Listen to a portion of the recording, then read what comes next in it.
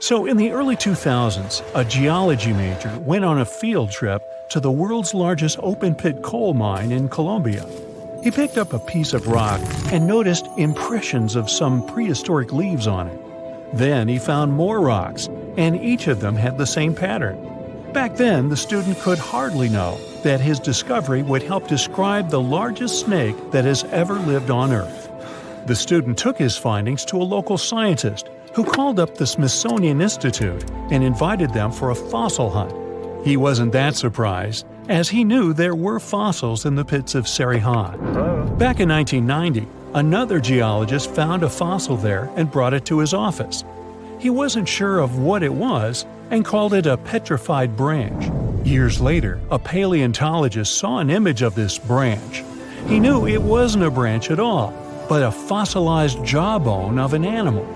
The scientist got so excited about the find that he flew all the way to Colombia. He wanted to examine the fossil, but no one had the key to its glass display case.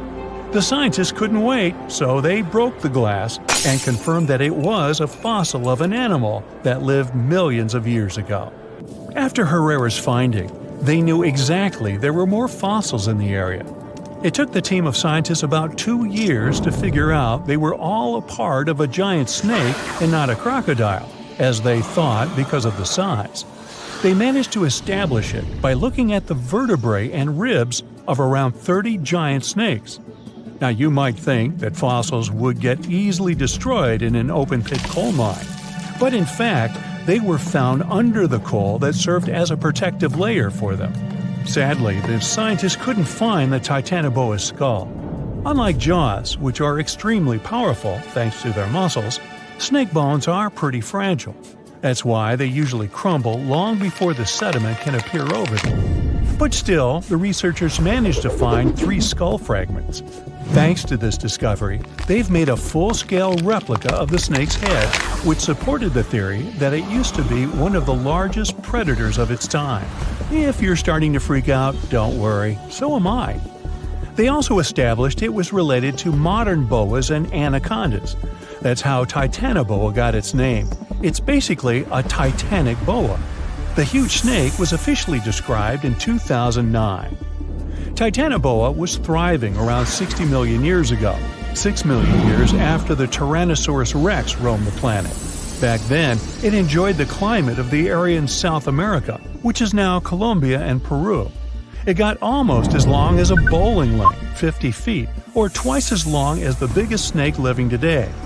It was as heavy as 4 giant anacondas.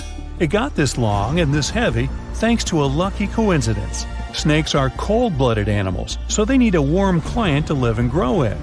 Northeastern Colombia was perfect. It was about 90 degrees Fahrenheit when Titanoboa was alive. Titanoboa wasn't that fast, especially on land, but it most likely spent much time in or near the water. Our hero could swim at a speed of up to 12 miles per hour. Like present-day snakes, it could wriggle around and change direction really quickly. Scientists still aren't sure if it could climb trees. Paleontologists believe that Titanoboa had brownish or grayish skin. It was the perfect color for the serpent to hide in the muddy rivers of the tropical rainforests. But then again, I don't see why it would have to hide from anyone, given its size. The largest snake ever wasn't venomous, but it didn't stop it from hunting any animal it wanted. And although it could choose pretty much anything, its favorite meal was most likely fish. Whew. Scientists decided so based on the snake's palate and the number and type of its teeth. You can't recreate the giant's diet today, as all of those fish types are also extinct. When it wanted to spice up its menu, Titanoboa dined on other reptiles. It sneaked up on its prey and got them down with one quick strike. Its bite had a very special design. The structure of its jaws let Titanoboa clamp down on the body of its prey, so there was no escape. Titanoboa also had a mean set of thin and pointed teeth. They bent inwards in the snake's jaw like fishing hooks. This little feature helped Titanoboa get a grip on its prey and prevent the slightest chance of its running or swimming away. It could most likely easily swallow even large turtles and crocodiles. Now, all that sounds pretty scary, But we have nothing to worry about, as Titanoboas are long extinct, right? Well, technically, as the temperatures on Earth are going up, it's quite possible that snakes might also grow in size. They love heat more than anything, so they should feel comfortable here. Of course, that would be a completely different snake, but it's not impossible that we'll see something similar to Titanoboa. But before you think of escaping to another planet, remember that huge snakes would need something huge to eat. Such giants prefer to wrap around something huge and swallow it. Most people would be simply too small for them. So unless the huge snake was starving, I don't think it'd waste its energy on attacking anything too little. Plus, like any other snake, Titanoboa had a sharp and delicate sense of smell, needing exceptional conditions, and was sensitive to vibrations. A little too smelly, too noisy, too cold, too dry, or too wet, and the snake wouldn't go near this place unless absolutely desperate. So, if you live in a big city, your chances of meeting a huge snake like Titanoboa are about zero. Rural areas are something different, but the only place where the giant serpent would consider living would be near the equator. We already have some pretty giant snakes in the warmest regions of the world. Amethystine python, or less poetically, scrub python, is a gentle giant. It's the largest snake in Papua New Guinea and Australia. It can grow to the enormous size of 28 feet and weigh up to 77 pounds, which is about as heavy as a Dalmatian. Scrub pythons are pretty curious, sometimes slithering inside people's homes in Australia, but they're mostly harmless to humans. Their favorite food is rodents, bats, and birds that come to streams for water. Until then, pythons quietly lie in wait. They have heat sensors in the pit of their muzzles. They help the pythons better see warm-blooded animals they can have for dinner. The African rock python is one of only 11 living species of its kind. It's currently the second largest snake on the planet. This huge brown snake reaches lengths up to 20 feet and weighs about half as much as the giant panda. It's very serious about its meals, as it can catch an antelope and eat it whole. Even the cold-blooded crocodiles are afraid of this beast because it can easily eat one of their kind too. In 1958, a zoologist found a 4-foot-long young Nile crocodile inside an African python's stomach. According to the scientist, the python said, "Well, I don't know about you, but I find this whole thing hard to swallow." Actually, that's not true. Pythons can't talk, as far as we know. The reticulated python holds the record as the longest of all the living snakes in the world. The largest of these guys made it into the Guinness World Records in 2011 with a length of 25.2 feet. Its name is Medusa, and it lives in a zoo in Kansas City, Missouri. An adult reticulated python is large enough to swallow a human whole, or a whole human, either way. But these snakes are mostly quite peaceful and prefer to lie down without much movement. Although many pythons have dwarf forms that are much smaller than their full-grown cousins, reticulated pythons also have super dwarf forms. You can keep one of those as an 8-foot-long pet. Yes, it's considered a dwarf form, although it's longer than the average human is tall. You know, somehow I still don't find that comforting.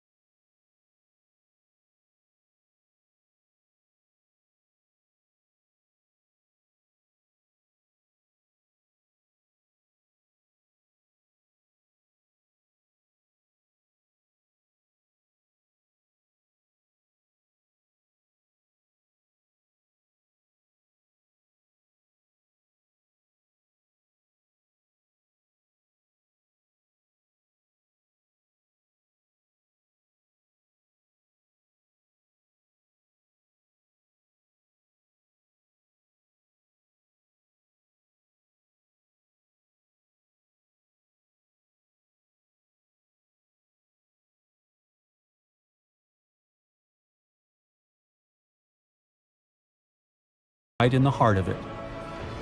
Now, this family coexisted with all the dinosaurs. The dinosaurs ruled the world back then, and the snakes couldn't be all that dangerous. They lived in the dinosaur's shadow, adapting to survive. Some of them fed on small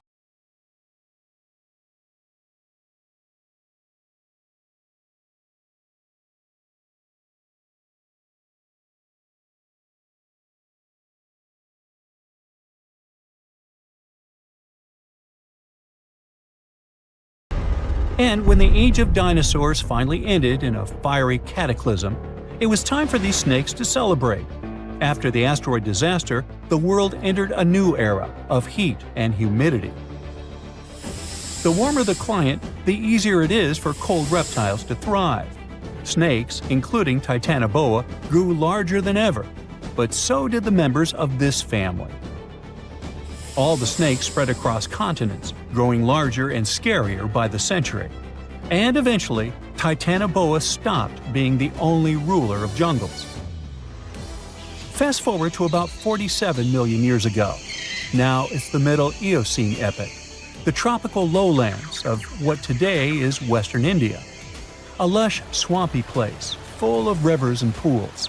The earth was warmer, with turtles and crocodile-like creatures basking in the sun. And there evolved the largest and most fearsome predator of them all, Vasuki indicus. Even the name feels important. Vasuki, the serpent king of Hindu mythology, a colossal snake that's coiled around the neck of Lord Shiva, strong and loyal. And the indicus part is because the snake's fossils were discovered in India. Vasuki surpassed Titanoboa and grew to a jaw-dropping length of 50 feet, like a 4-story building. It also weighed as much as a small elephant. Unlike Titanoboa, who preferred to hunt in the rivers, Vasuki mostly hunted on land, though it still could venture into the water when needed. It prowled the marshy ground with quiet, calculated movements, blending with the dense undergrowth. Vasuki also ate crocodiles, massive turtles, and even early whales in local water pools. No one stood a chance. It had immense muscles and squeezed with unimaginable force. But the snake's jaws were much scarier. Unlike Titanoboa and today's pythons, Vasuki couldn't swallow massive prey whole. Instead, it ate them alive with its teeth, just like this. Fast and absolutely brutal, it was an apex predator of its time. And don't forget that we're not talking about one Titanoboa or one Vasuki. These snakes were part of entire populations. In the Paleocene, rivers were full of various Titanoboas.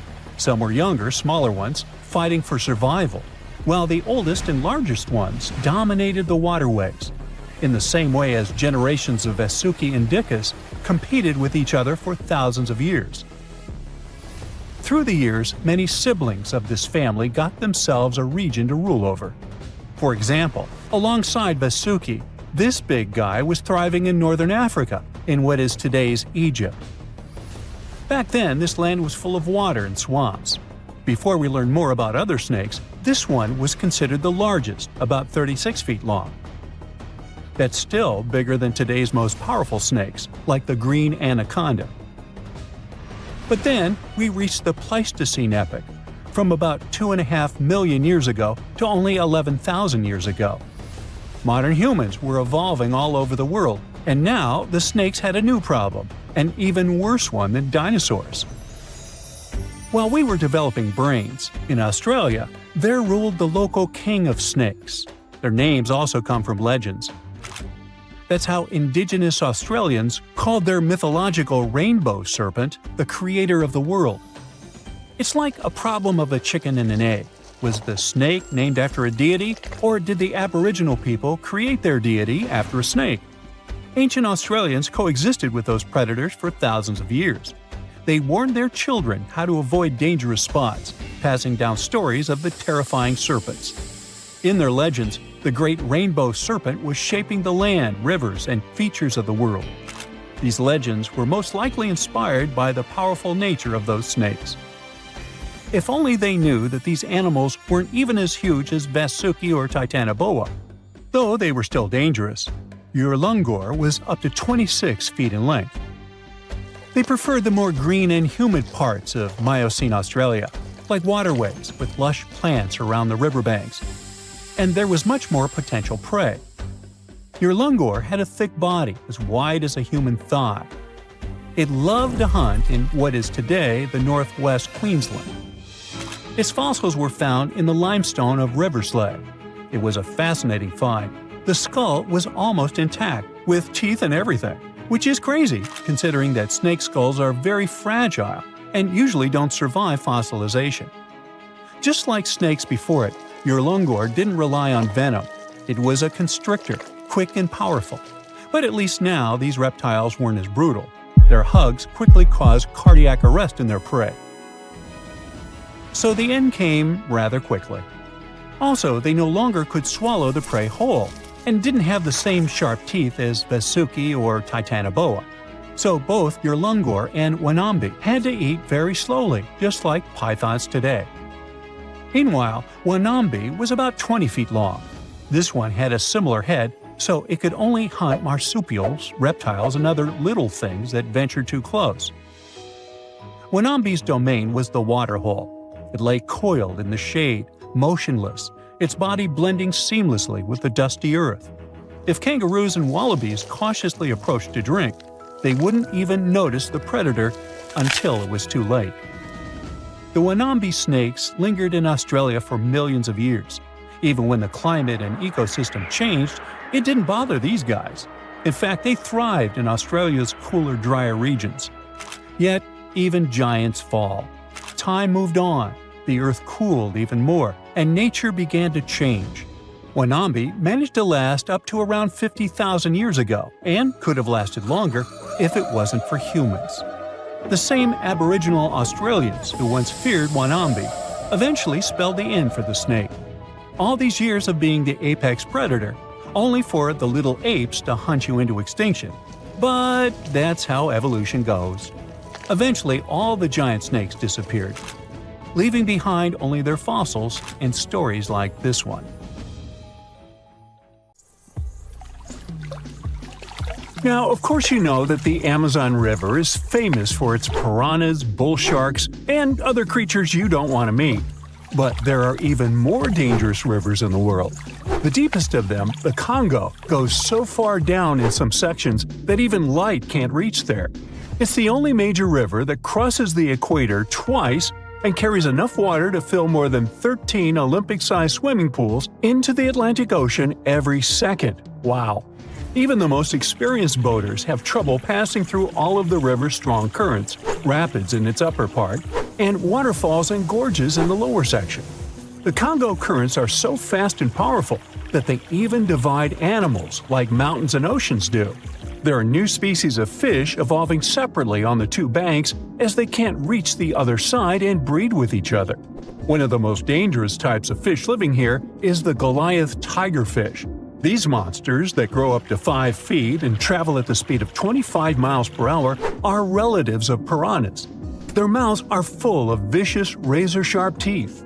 Their females lay hundreds of thousands of eggs, and the offspring are predators from birth. You have a good reason to fear the Goliath tigerfish, as they're the only freshwater fish in Africa that have attacked crocodiles and even humans. Okay, not swimming there.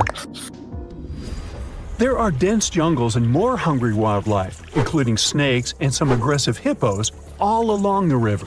Still, it's used as a water highway in Central Africa, so barges traveling on it for weeks are often crowded with up to 2,000 people and capsize every now and then.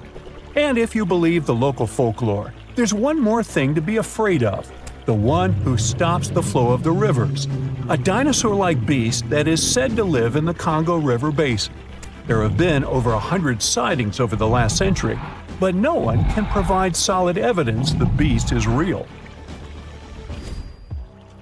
At the turn of the 21st century, there was a series of terrible, mysterious stories on the Kali River in Asia.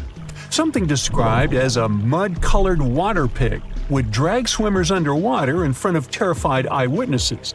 British biologist Jeremy Wade stepped up to crack the case. He noticed that all the scary incidents were happening in one specific spot, stretching about 4 miles. Villagers told him this creature was growing big and bad from all the food it got. Wade examined the water with a depth sounder and thought it could have been a whirlpool. Then the monster dragged a domestic water buffalo into the water. The buffaloes are big and heavy, so the creature that attacked it would have to be super strong. Saltwater crocodiles don't go so far inland, and the most common local species of crocodiles don't live in cold waters. There were no bull sharks in the area either. Finally, Wade spotted several goonch catfish underwater. Some of them were human-sized. They couldn't capture these monsters with a regular fishing rod, but a special ceremonial construction did the job. The largest fish was 6 feet 7 inches long and 3 times the weight of an average gaunch. It was large enough to take down a human or a large animal, but Wade mentioned there could be even bigger ones living in the Kali River. The Orinoco River in South America is dangerous to navigate because of some crazy curves and strong underwater currents. It's easy to get lost here, even if you have your GPS on. There are sudden waterfalls all along, and you must be prepared to handle those to survive. The river is the only home to a rare Orinoco crocodile and has some pretty scary-looking vampire fish swimming around. This payara fish has sharp, spiky daggers that line their gums and 2 elongated fangs that rise from their lower jaws. Could probably use an orthodontist and some braces, you think? It's a ferocious hunter constantly looking for the next victim, which is going to be a medium or large-sized fish. If a human catches a payara, it will defend itself, leaving cuts, nips, and bites, but there are no known cases of this cutie taking a human life. Well, that's good. The Yellow River in China received its name after its color, but it wasn't always this yellow. It was first formed at least 30 million years ago and shifted its course over 30 times over the centuries. Yellow sediments moving downstream from a plateau in the distance transformed it from clear to muddy. This fine-grained substance piled up at the bottom of the river and formed natural dams. The huge amounts of water that the river carries need to find their way to the sea, and that's when major floods happened, taking several million lives in various epochs. The locals tried to solve the problem by building higher and higher levees, but it only made things worse. Water coming out of the river would now have nowhere to back up, as the riverbed was higher than the surrounding land. This even shifted the river's mouth. Now there are massive dams and dikes all along the river to try to contain it.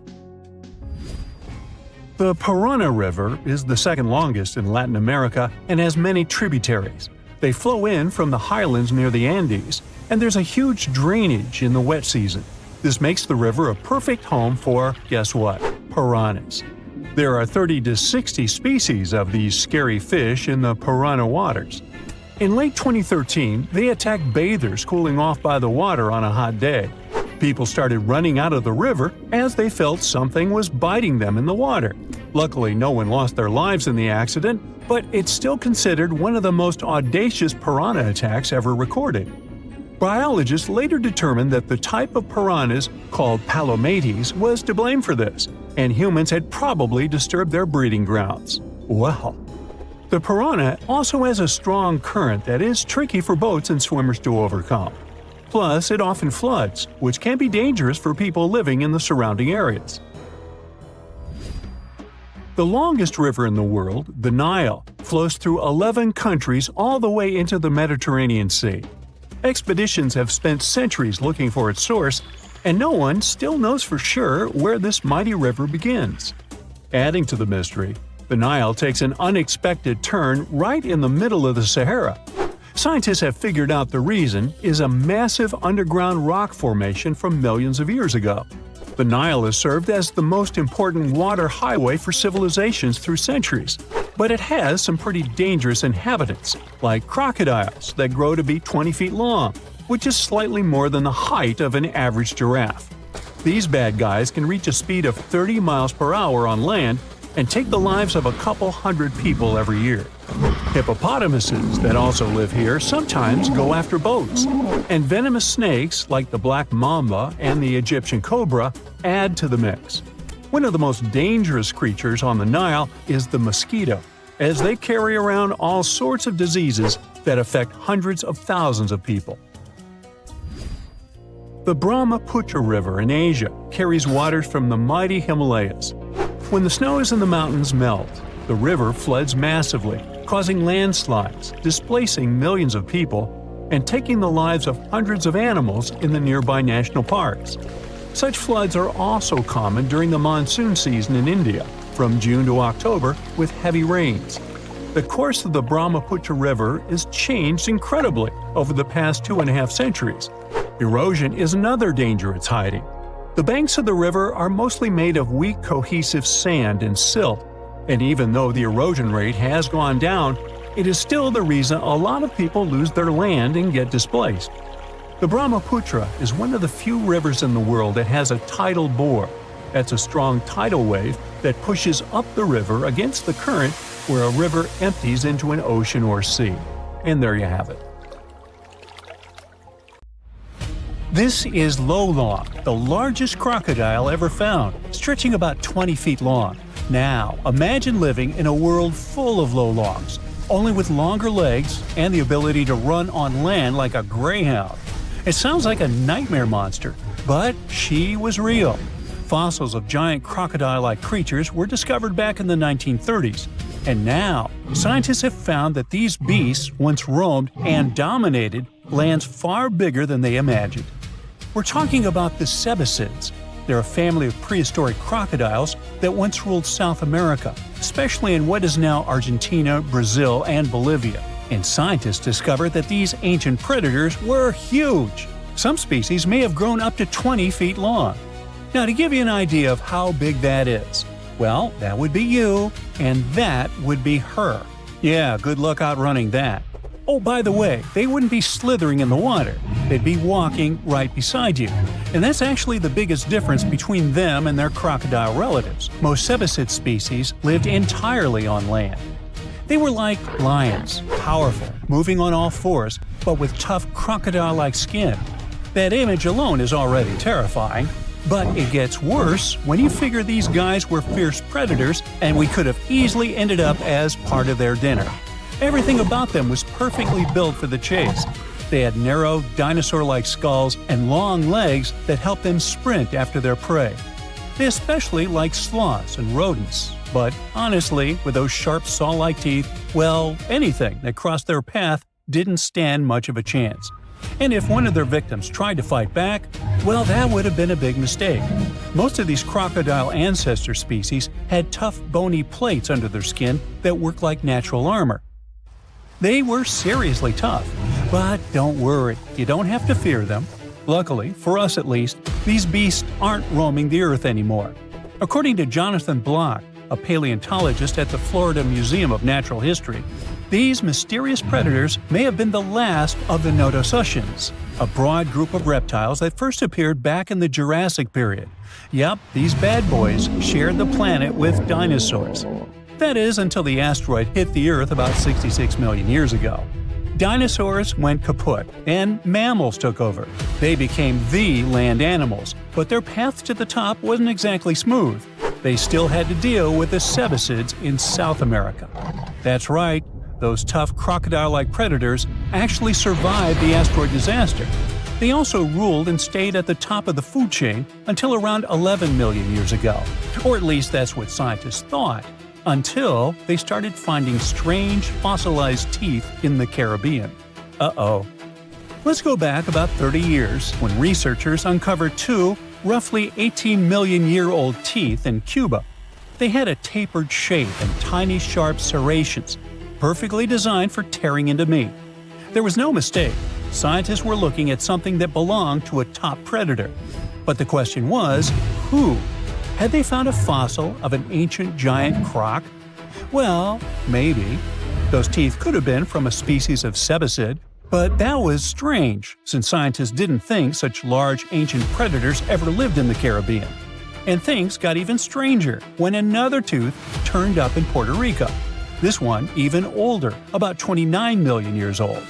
But there was a problem. Those teeth alone weren't enough to identify a specific animal. They needed more. so the mystery remained unsolved. Everything changed in 2023. Local work crews were building a road in the Dominican Republic when they suddenly stumbled upon ancient bones. Researchers soon realized they were looking at a fossilized tooth, but this time it came with 2 vertebrae. That was a big deal, because it's really hard to tell ancient crocodile species apart just from their teeth. But with those 2 vertebrae, things were different.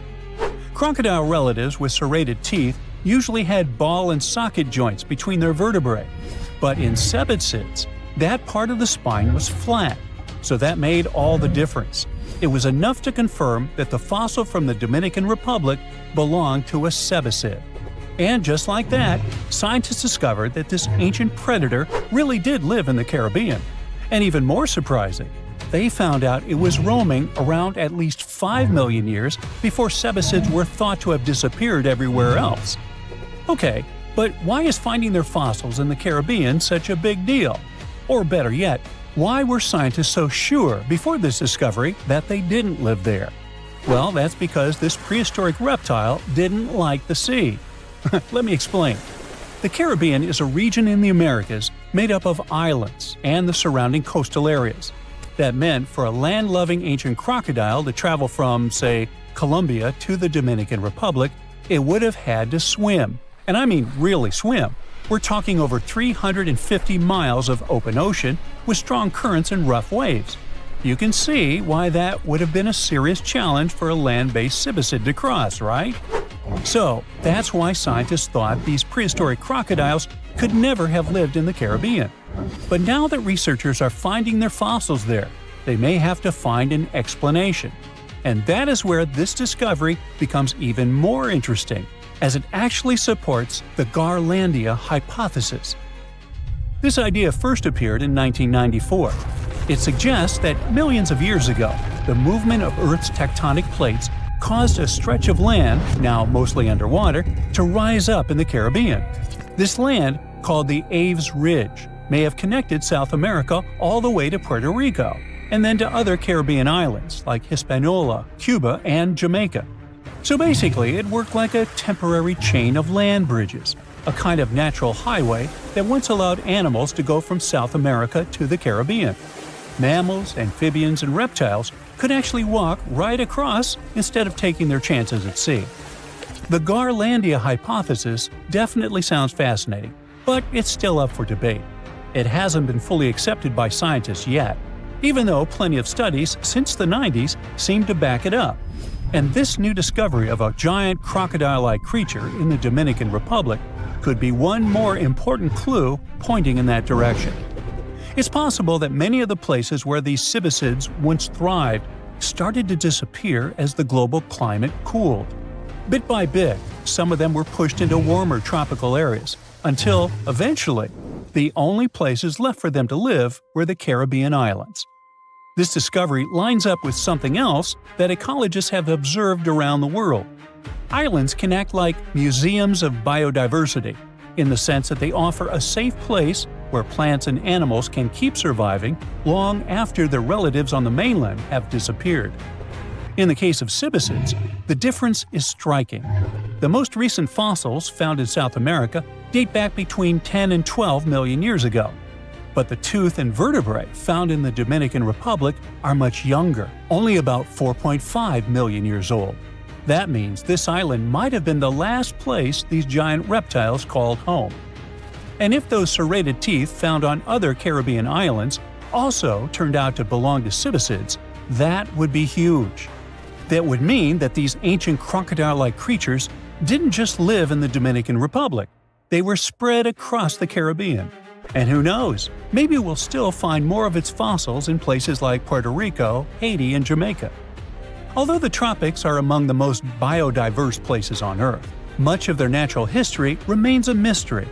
Discovering a giant ancient crocodile in the Caribbean is a reminder that the world we live in today is just one chapter of Earth's long, ever-changing history.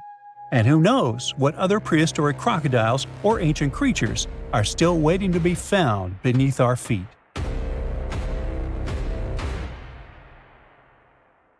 A pre-Christmas miracle happened near the mouth of South Africa's Chilumna River on December 22, 1938. Marjorie Courtney Latimer, the curator of East London Museum, was on her routine visit to the docks. She was checking if there were any unusual catches from local fishermen.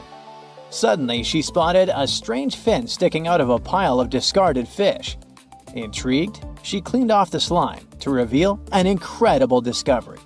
A pale blue fish with silvery flecks, thin scales, and 4 fins that looked almost like limbs. And it was huge too, 5 feet long, weighing about 127 pounds. Marjorie actually specialized in birds, but she had always been fascinated by the natural world, including the ocean. She didn't know what the fish was, but she had a feeling that it was something special. So she had the fish loaded into a taxi and taken to her museum. She then went through lots of reference books, but no matter how hard Marjorie tried, she couldn't identify the species. She decided to show it to the chairman of the museum's board, but he just dismissed it as a common rock cod. Marjorie didn't listen to him. The creature fascinated her so much that she kept studying it, and even tried to preserve it by having it taxidermied, although she couldn't save the organs. Desperate for answers, she reached out to a fish expert, J.L.B. Smith. But tough luck, he was away at that moment. When Smith finally saw the drawing, he got instantly intrigued. By January, he finally wrote the response to Marjorie, saying the fish was giving him sleepless nights. He was eager to see it in person. On February 16, when he finally arrived at the museum and laid eyes on the fish, he was stunned. Suddenly, it dawned on him that he was looking at a coelacanth, a species believed to have gone extinct 66 million years ago. This made it a Lazarus species, an extinct species that reappears after a long absence in the fossil record. It was like seeing a fossil come to life. Scientists thought that this creature had vanished with the dinosaurs. Thanks to Marjorie's persistence, this became one of the most remarkable biological finds of the 20th century. The entire genus Latimeria was named in her honor.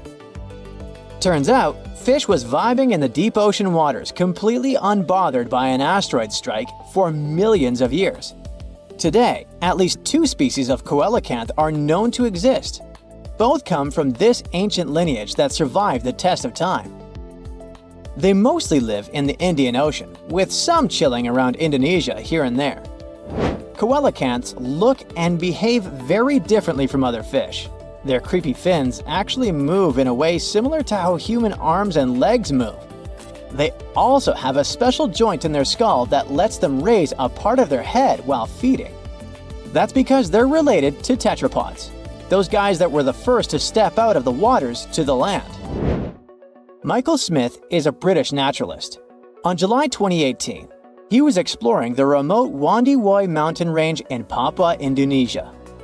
He was there to search for rare, pretty flowers called rhododendrons, but he accidentally took a photo of a funky-looking creature. Smith got very curious about this animal. He then returned for another expedition, this time with a local guide. He spent 10 tough days searching high in the mountains. The terrain was harsh, with constant rain, slippery ground, and leeches crawling into their boots. When they were already exhausted and close to giving up, the miracle happened. The team finally spotted and snapped a picture of the animal. This cute thing turned out to be the Wondiwoi tree kangaroo, the one thought to be extinct for 90 years. The first time it was discovered was 1928. It's a sad story. A biologist spotted it while studying the area, and this was the first and the last time we saw that animal. But as it turned out, it wasn't extinct at all. It's just a very elusive and sneaky creature. This marsupial lives in small, isolated, steep and misty forests. Very few people venture there, all because of the reasons we mentioned: the rugged terrain, dense bamboo thickets, lack of water. Even the local hunters had never seen one. They're super cute with their round face, reddish fur, and appearance that looks like a mix of a monkey and a bear. It's a weird type of kangaroo that jumps on the trees, not the land. When Michael Smith rediscovered it, he immediately contacted experts, including a specialist on tree kangaroos. The discovery was confirmed. Even though it's still hard to catch these creatures in the wild, they're still a mystery to science, and scientists try to protect the species. In 1996, researchers from the Wildlife Conservation Society were walking around the meat market in Thakek, Laos. Suddenly, they spotted a bunch of weird rats. Yeah, it may seem to be a common thing for a market, but those were no simple rats at all. At first, they thought it was a new species. They called this new rodent the Laotian rock rat. This animal was so different from other rodents that biologists wanted to place it in its own family. But in 2006, Mary Dawson and her team challenged this idea. They suggested that the Laotian rock rat might actually belong to an ancient family of rodents, the ones that were believed to have been extinct for 11 million years. In the same year, scientists finally captured and documented a live specimen. And guess what? Those were indeed those ancient rats. They didn't go extinct. They just preferred to avoid the spotlight and decided to go vibe in the limestone karsts of Laos and a small part of Vietnam. Turns out, the locals were even familiar with the rodent, regularly trapping it for food. Right, that must be the true reason for their hermit lifestyle. Now, these guys are a huge interest for scientists and are being studied carefully. In 2019, some scientists went on a joint expedition on Fernandina Island in the Galapagos archipelago. During the expedition, the team started noticing weird things: tracks, scat, and claw marks on trees. By following them, they suddenly discovered the culprit: a mysterious turtle that was sitting on a high elevation on the volcanic island. It was a lone female tortoise. They nicknamed her Fernanda. That's because they recognized her as a Fernandina giant tortoise, a species that was thought to have been extinct for 112 years. The last time we've ever seen this species was in 1906, when scientists found a male tortoise and sent it to the California Academy of Sciences. They thought that volcanic eruptions and extensive hunting caused the species to completely disappear. This was a huge deal. It provided hope for the survival of the Fernandina giant tortoise. Park rangers said that they saw signs of at least 2 other tortoises, so maybe they'll be able to find them soon. The Galapagos Conservancy has launched fundraising efforts to support further expeditions. In July of 2007, Luis Enrique Minguez was hiking in La Palma, a small island in the Canary Islands. He's a researcher in the Institute of Ecology and Conservation. While he was walking through the northeastern part of the island, he spotted an interesting lizard. The lizard was almost 12 inches long. He saw it near a forest trail, about 147 feet above sea level. Minguez took a photo of the lizard and shared it with his buddy researchers. After seeing the pictures, they realized that it was the long-lost La Palma giant lizard.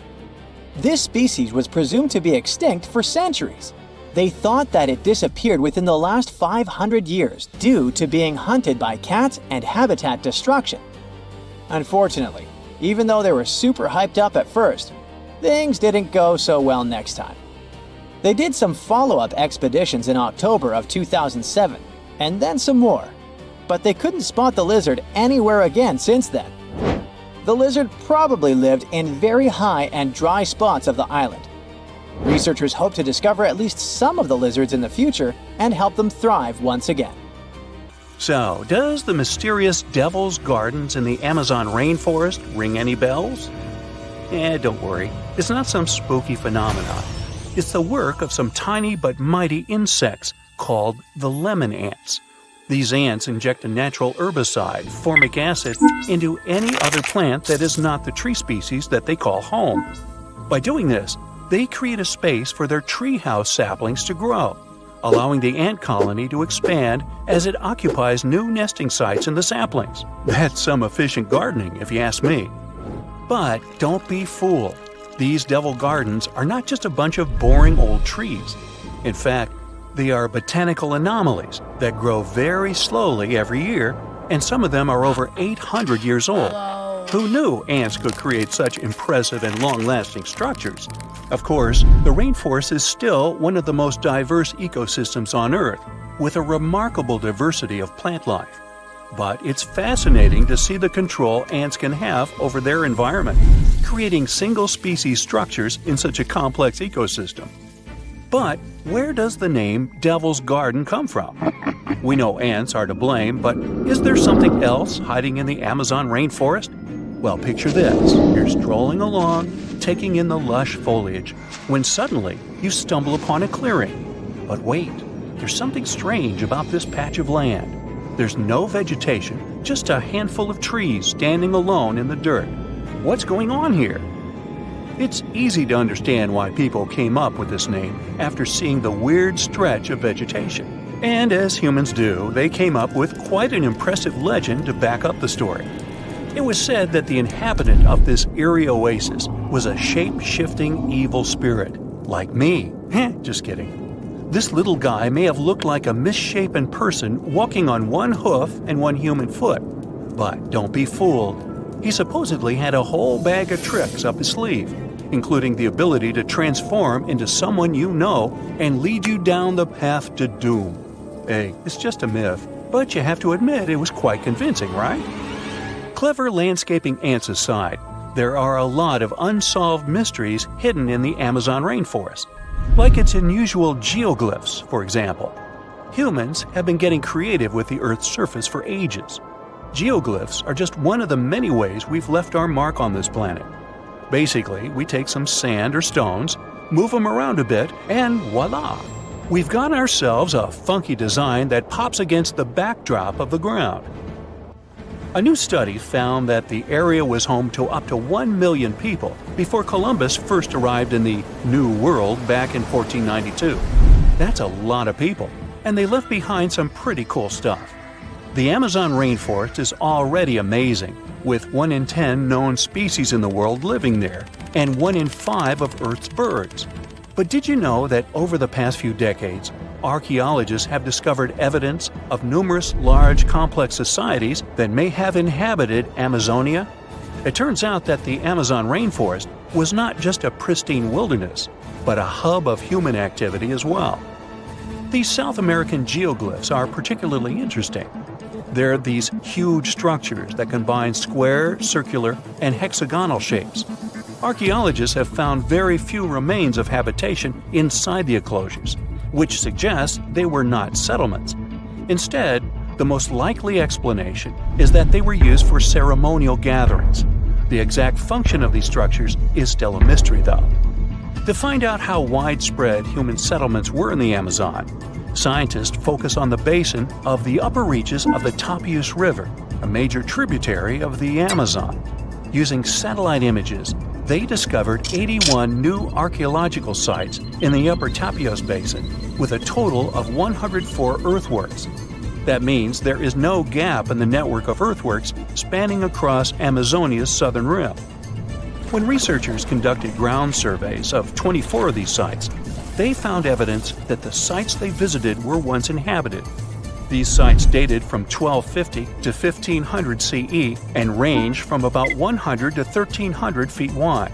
The largest were typically hexagonal fortified settlements, suggesting a certain degree of planning and uniformity in their construction. Based on the size and distributions of the earthworks, the researchers suggested that similar settlements may have extended over about 154,000 square miles of the southern rim of the Amazon, supporting a population of between 500,000 and 1 million people in late pre-Columbian times. Of course, the new study doesn't mean the Amazon rainforest was ever a teeming megalopolis. It's still mostly uncharted, so we have no idea how pre-Columbian populations were distributed across Amazonia. But it's exciting to learn about these ancient societies and the cool things they left behind. The scientists plan to do more excavations in the upper Tapias Basin to refine their understanding of the cultural developments there. Who knows what they'll find next? Maybe a lost city full of treasure and adventure. Also hidden in the vast habitat of the Amazon is this next quirky creature.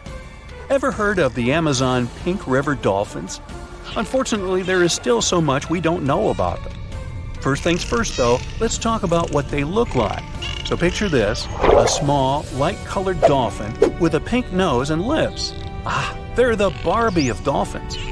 Aside from that, they look like regular dolphins with plump bodies, bulbous foreheads, skinny snouts, chubby cheeks, and small eyes.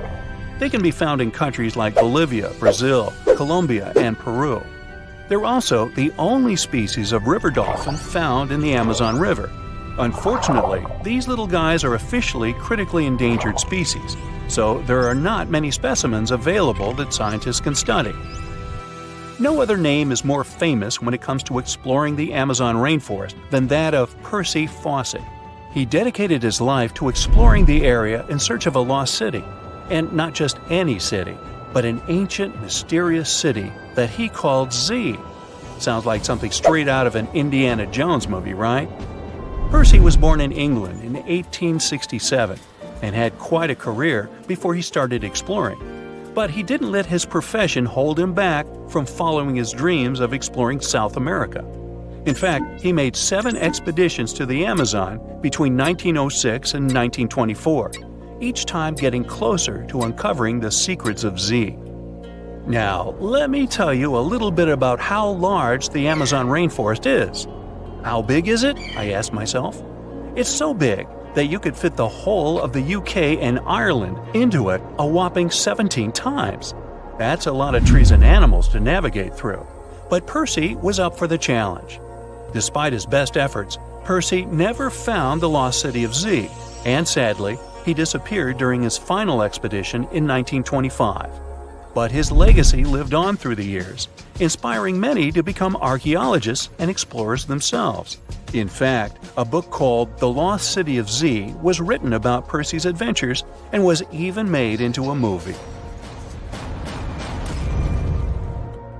It's not all hidden mysteries and wild nature out there. There are around 1 million indigenous folks living their best lives in the Amazon rainforest. That's right, they hunt, fish, farm, and even have access to Western medicine and education. But here's the kicker. Not all of these folks are keen on socializing with outsiders, and can you blame them? For years, loggers, miners, and ranchers have been, shall we say, behaving badly toward these communities. It's no wonder that some tribes have chosen to stay isolated and protect themselves from the dangers of the outside world. In fact, in 2018, Brazilian authorities were able to snap a photo of a man dubbed the indigenous man in the hole. He's the last remaining member of his tribe. But don't feel too bad for him. He's doing just fine on his own and has made it pretty clear that he's not interested in outside visitors. The authorities still leave him some seeds and tools though, so it's not all bad news. 75 million years ago, North America was full of scary dinos, both walking and flying, and insects the size of birds. But the biggest predator there was something way scarier, a crocodile so massive it could swallow dinosaurs whole. This beast was roughly the length of a school bus, weighed more than 5 tons, and had teeth the size of bananas. Its name was Deinosuchus, which literally means terrible crocodile. And trust me, it lived up to that name. Scientists have found its fossils all across North America, from Mexico to Texas to New Jersey and Montana. It means this monster could live pretty much anywhere it wanted. It wasn't picky. It roamed rivers, swamps, and even coastlines. And when it was hungry, anything that moved was fair game. Fossilized dinosaur bones show massive bite marks matching its jaw pattern. So yes, it actually took down dinosaurs. What's even crazier is its bite force. Based on skull reconstructions, scientists estimate it could crush bones with more power than T-Rex. So if a T-Rex ever got close to the water, it might have ended up as lunch. But Deinosuchus wasn't just a bigger and meaner version of today's crocodiles. It was more closely related to alligators. Recent studies show that it actually belonged to an ancient branch of crocodilians that split off before the ancestors of modern alligators and crocodiles. It was like that weird cousin in your family tree who doesn't quite fit in, but somehow looks like everyone. It had traits from both groups.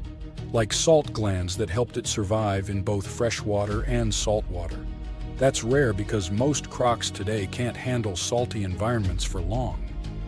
This feature might have been its secret superpower. Around that time, North America was divided by a massive inland sea called the Western Interior Seaway. It stretched from the Arctic Ocean down to the Gulf of Mexico.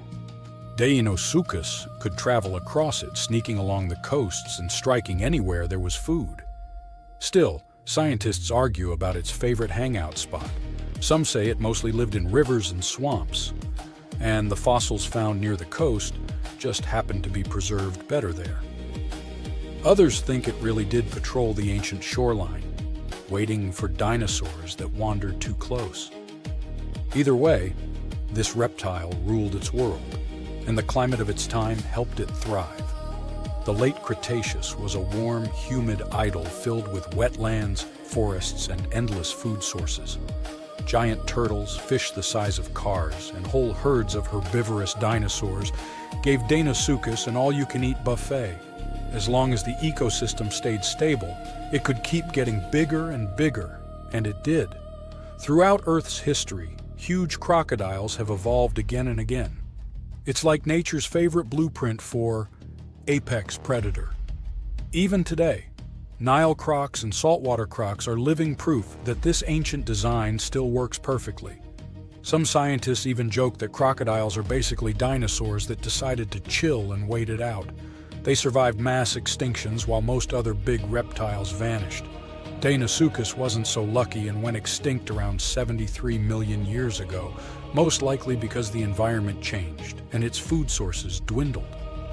But the ocean is still full of mysteries.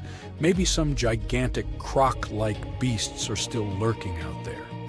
And while we're guessing, let's look at some other prehistoric creatures that make scientists rewrite what they thought we knew about life on Earth. First up, we have the Dragon of Death. Don't even make me pronounce its full name, Thanatosdracon amaru.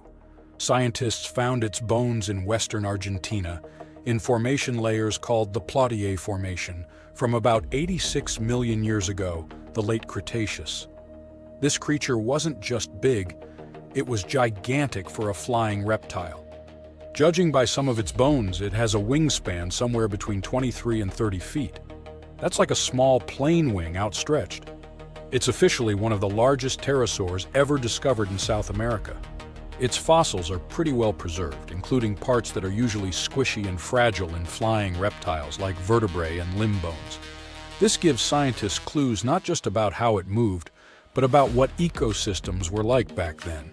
Looks like it enjoyed marshy floodplains, big open skies, and plenty of prey below. Our dragon likely used its size to its advantage, either going after small dinosaurs or scavenging. The fact that this massive creature managed to evolve wings capable of flight is just crazy. Next, we've got a creature that looks like a mix of a dino and a skunk to me, Stegosaurus elengasen. Scientists found fossils of this cool guy in southern Chile, among rocks deposited about 75 million years ago. The thing that hits you first, let's hope, not literally, is its tail. Instead of the usual spikes or clubs you get in other armored dinos like ankylosaurs, Stegosaurus had a flat blade-like tail made from fused bones. It looked almost like a weird paddle or frond. Scientists compare it to Aztec ammunition because of that blade structure across the tail's rear half. It wasn't huge, only about 6.5 feet long, but what it lacked in size it made up for in weirdness and cleverness. Its body had armor plates, protective skin scutes, and a skull structure showing features of different dinos. So it was kind of a hybrid in style, which got paleontologists rewriting some of the family trees of armored dinosaurs. Also, the fossil is unusually complete, about 80%, which is rare because armor bones are often damaged or missing. This is super useful for science because it shows us how armor evolved, especially in southern continents. And you definitely need to meet our next hero, a truly bizarre marine reptile that once patrolled the waters of what's now Wyoming, Serpentisuchops fisteri. This creature was part crocodile, part sea monster, and 100% nightmare fuel. Scientists first found its fossils over 25 years ago, but they only recently managed to piece together enough of its remains to truly understand it. It had a super long neck, which was normal for plesiosaurs, and a croc-like skull and body. Most fossil books would tell you these traits shouldn't exist in the same animal. So this guy was a stunning exception. Paleontologists have found its lower jaw, a large portion of its skull, neck vertebrae, tail, and ribs. So they were able to reconstruct not just what it looked like, but how it likely moved, swam, and hunted. About 35% of its body is preserved, which is not so often for marine reptiles, and it lets scientists learn a lot about its lifestyle. With its long neck and the power of a crocodile, plus a super combo of speed, reach, and bite, this guy was most likely a top predator of its time. Last but not least, we have this cool dino, Duonicus tsokhtbatari, that lived in Mongolia's Gobi Desert around 90 to 95 million years ago during the Cretaceous period. It wasn't a meat-eater like T-Rex, but more of a plant muncher. It grew to about 10 feet long, roughly the size of a tall adult human lying down, and weighed around 575 pounds. Pretty hefty for a leaf-eater. The craziest thing about this heavy guy was its hands. It only had 2 fingers on each hand, and each finger carried a giant curved claw about a foot long, covered in keratin, the same stuff your nails are made of. That keratin actually added over 40% to the claw's length, which is super rare to see preserved in fossils. Because of that, scientists can actually study the full shape and structure of the claw, not just the bone. Its hands weren't just for show, though. We can see fused wrist bones and stiff joints in the fossil, which means it could grab and pull down branches to eat leaves. So, having fewer fingers could actually be a bonus if your goal is to reach and rip down vegetation. It's a really cool example of how dinosaurs adapted in weird and specific ways to survive. No one expected such a strong storm. It's too dangerous to sail back to the land because of high waves and winds. But suddenly, you notice a small green island nearby. You and your friend are about 25 miles off the coast of Brazil. You were fishing and didn't notice black clouds obscuring the blue sky.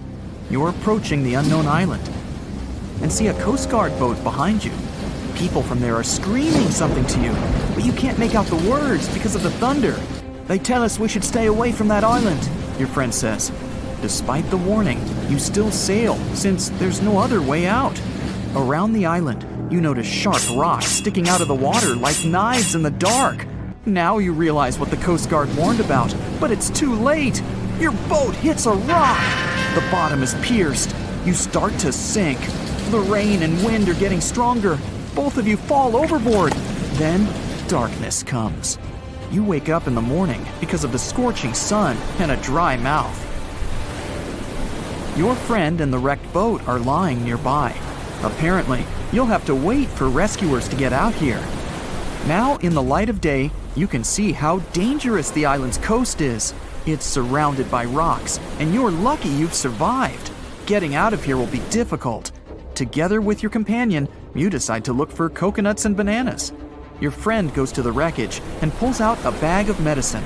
Then, both of you leave the sandy beach and enter the dense jungle. A couple of steps later, you hear a strange hiss. You see your friend. His eyes are filled with horror. Goosebumps run down your back. You feel something alive crawling under your feet, and there's a lot of it. You look down and notice slithering snakes. There are dozens of them. They wrap around your legs, get into trees. They're everywhere.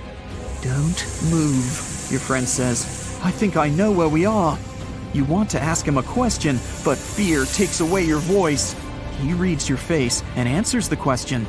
We're in one of the most dangerous places on Earth, the Brazilian Snake Island. These are not just some ordinary snakes. This is the golden lancehead, one of the most venomous reptiles in the world. You can find them nowhere else on the planet except for this land. They evolved here naturally, without other snake species intervention. That made their venom 5 times stronger than the venom of ordinary vipers. They're practically the only owners of this island. Nowhere else in the world will you find such a concentration of creeping reptiles on such a small piece of land. And now, they're glad that 2 big lunch meals have arrived. There's little chance of survival, but you're gonna try. The first thing you need to do is get out of your stupor and find a thick stick. This is your best tool right now. If you encounter a venomous snake, the best you can do is retreat slowly. But this time, there are too many of them. They're aggressive and hungry. Together with your friend, you fight off the snakes with a stick. But there's more and more of them coming. One of them falls on your shoulder from a tree and bites your neck. The poison instantly enters your bloodstream and affects your muscles. It feels like your body is melting. It becomes difficult to move, and your neck swells. Your friend grabs you and carries you deep into the jungle. Here, among the trees, you notice an old lighthouse. Yeah, this building really stands out here. Once a year, the Coast Guard visits it. Your friend breaks down the door and puts you on the floor. You're afraid you won't be able to survive the bite. Fortunately, your friend is a doctor. He injects the necessary medicine and saves your life. You have a few minutes to rest before more danger arises. Your friend tells you that the unique snakes appeared here thousands of years ago. This island was part of Brazil for a long time. Then, massive floods separated it from the continent.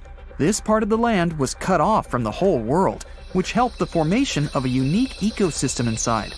Vipers that lived here evolved into golden lanceheads. They quickly became the main masters of the island and destroyed all the other animals. But how did they manage to survive without food, cut off from the whole world? They did it thanks to nature and evolution. This island is a transit point for many birds. They stop here to rest during long flights. These birds become dinner for the snakes. Previously, a snake bite almost didn't harm the birds. They were frightened and flew away, leaving the snake without food. But over years of evolution, the island's owners have developed such a potent poison that one bite was enough for a bird to never take off again. There's also a legend that a pirate hid treasures here a long time ago. And, so that no one would ever find it, he brought snakes to guard his gold. Of course, there's no chest with coins here, but the island is attractive for modern pirates, even today. Golden lancehead snakes are an expensive commodity, so bad people often visit this place to hunt the reptiles. That's why the Coast Guard is always on duty around the island. People are forbidden to visit this place. And even if someone manages to get past the guards, they will have to face the rocks. Only biologists and scientists have permission to study the local fauna. A necessary condition for a visit is a doctor's presence in the team, so they can save people from the snake's poison. So we have pirates and hordes of poisonous snakes, but there's something else that makes the island even worse. At this moment, you hear rustling all over the building. Thousands of little paws are tapping on the walls and floor. You look around and see lots of giant cockroaches. Some of them are half the size of your palm. They crawl under your clothes. You and your friends scream in fear and run out of the lighthouse. Quickly, you reach the shore and fall into the water. It seems that not a single cockroach is left under your shirt. But that's not all. You hear a strange buzzing sound. You look around and see a dark cloud of flying beetles forming in the sky. It's locusts! Thousands of flying insects are heading in your direction.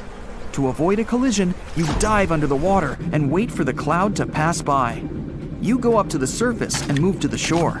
Fortunately, there are almost no snakes here. You and your friend are afraid to approach the jungle and wait for several hours until rescuers arrive. You're nervously painting a pattern on the sand and make a promise that you'll never revisit this place. Finally, you see the lifeguard boat. You're trying to tell them you got here by accident. They believe you and evacuate you from the island. While you're sailing away, you think about what would happen if many poisonous snakes appeared in a village or a small town. It's difficult to imagine what kind of problems people would face. But in fact, there's no need to imagine anything. There is a place on the planet where locals live next to poisonous cobras, but it doesn't create any chaos. A human can live in peace and harmony with reptiles in that village. Welcome to Shetpal village in India. This place has a population of about 2,600. and it's located in the jungle. It's hot here. Locals are friendly and responsive. If you go into one of the houses, you'll see something that seems impossible. The king cobra, whose venom is one of the most dangerous in the world, calmly crawls around furniture and eats eggs and meat that people give. There's even a special corner for the reptile to relax from the scorching sun, drink water, and have a snack. People are happy about the cobra, as if it was a pet. In the village, cobras are everywhere. They come into houses and schools, crawl through the streets, and keep company during dinner. The locals consider them full-fledged residents. They adore them. The snakes are also used to people and don't see them as dangerous. The coolest thing is there has never been a tragic case in the village because of a poisonous bite. There's no other place in the world where cobras live in such harmony with people. There's a monster hiding in the remote forests, swamps, and rivers of the Congo Basin in Central Africa. It has a long neck, looks like a dinosaur, and is the size of an elephant, or maybe a hippo at least. That's what people who claim to have seen it say. It should have gone extinct millions of years ago, but this Congo's version of the Loch Ness Monster somehow survived. This creature is the Mokele Mbembe, which means one who stops the flow of rivers, and more folks are saying they've seen it lately. European explorers first heard the stories of this creature from the people living near the Congo River in the early 1900s. A German captain even included a description of the monster in his official report from his expedition. The locals told him the animal was of a brownish-gray color with smooth skin, a very flexible neck, and only one long tooth that could be a horn. Some of them mentioned a long, muscular tail, like that of an alligator. They also said that the creature lived in the caves, but climbed the shores even in the daytime to find some plants to eat. Locals also believed its favorite snack was a kind of liana with large white blossoms. Some of them even showed the German captain some fresh path the monster left leading next to those plants. And they warned him that Mokele Mbembe definitely didn't like humans and took down any canoe that would sail nearby.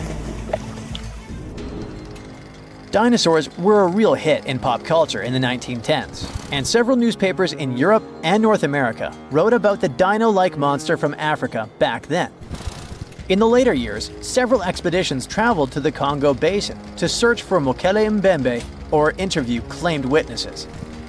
They did not find any direct physical evidence, but collected many stories.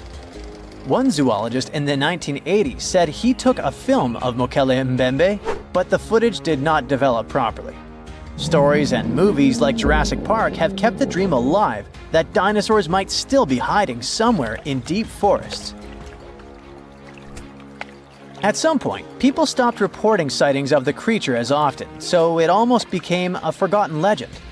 But it all changed recently, as many people claim to have witnessed the mythical monster with their own eyes.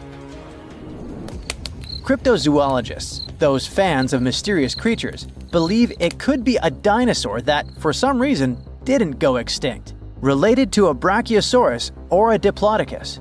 This idea comes from how people describe seeing the creature, with a super long neck, a huge body, and a tiny head. They think it might have stayed hidden in the deep forests of Africa all this time.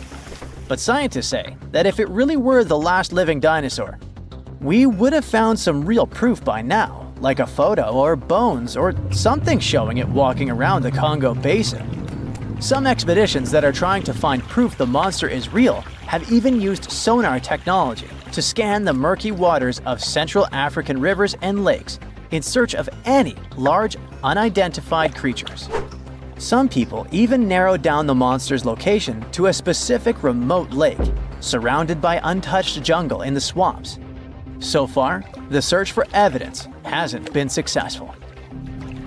The explanation behind all the sightings of the Mokele Mbembe could be the changing ecosystem. More and more human settlements are moving into the huge Congo Basin rainforest. People aren't used to seeing large animals that live in the forest, so they believe they have witnessed the mysterious creature from their folklore. The human brain often fills in the gaps in something we don't know, and use his imagination to explain it, especially if there's a ready-made version that everyone's heard of. But still, we can't completely rule out the possibility that there are some new, unknown species of animals hiding in the Congo forests. Maybe just not a missing dinosaur. Another legend, this time Mongolian, says there's a giant worm living deep in the Gobi Desert. Yep, similar to the monster you've seen in Dune. The creature, which is supposedly up to 6 feet long, can spit acid that could melt anything and shoot electricity. They say it spends most of its days hiding underneath the sandy dunes, but likes to come out during the wetter months of June and July.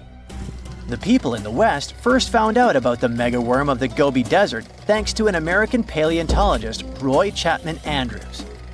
This brave man was probably the inspiration for Indiana Jones.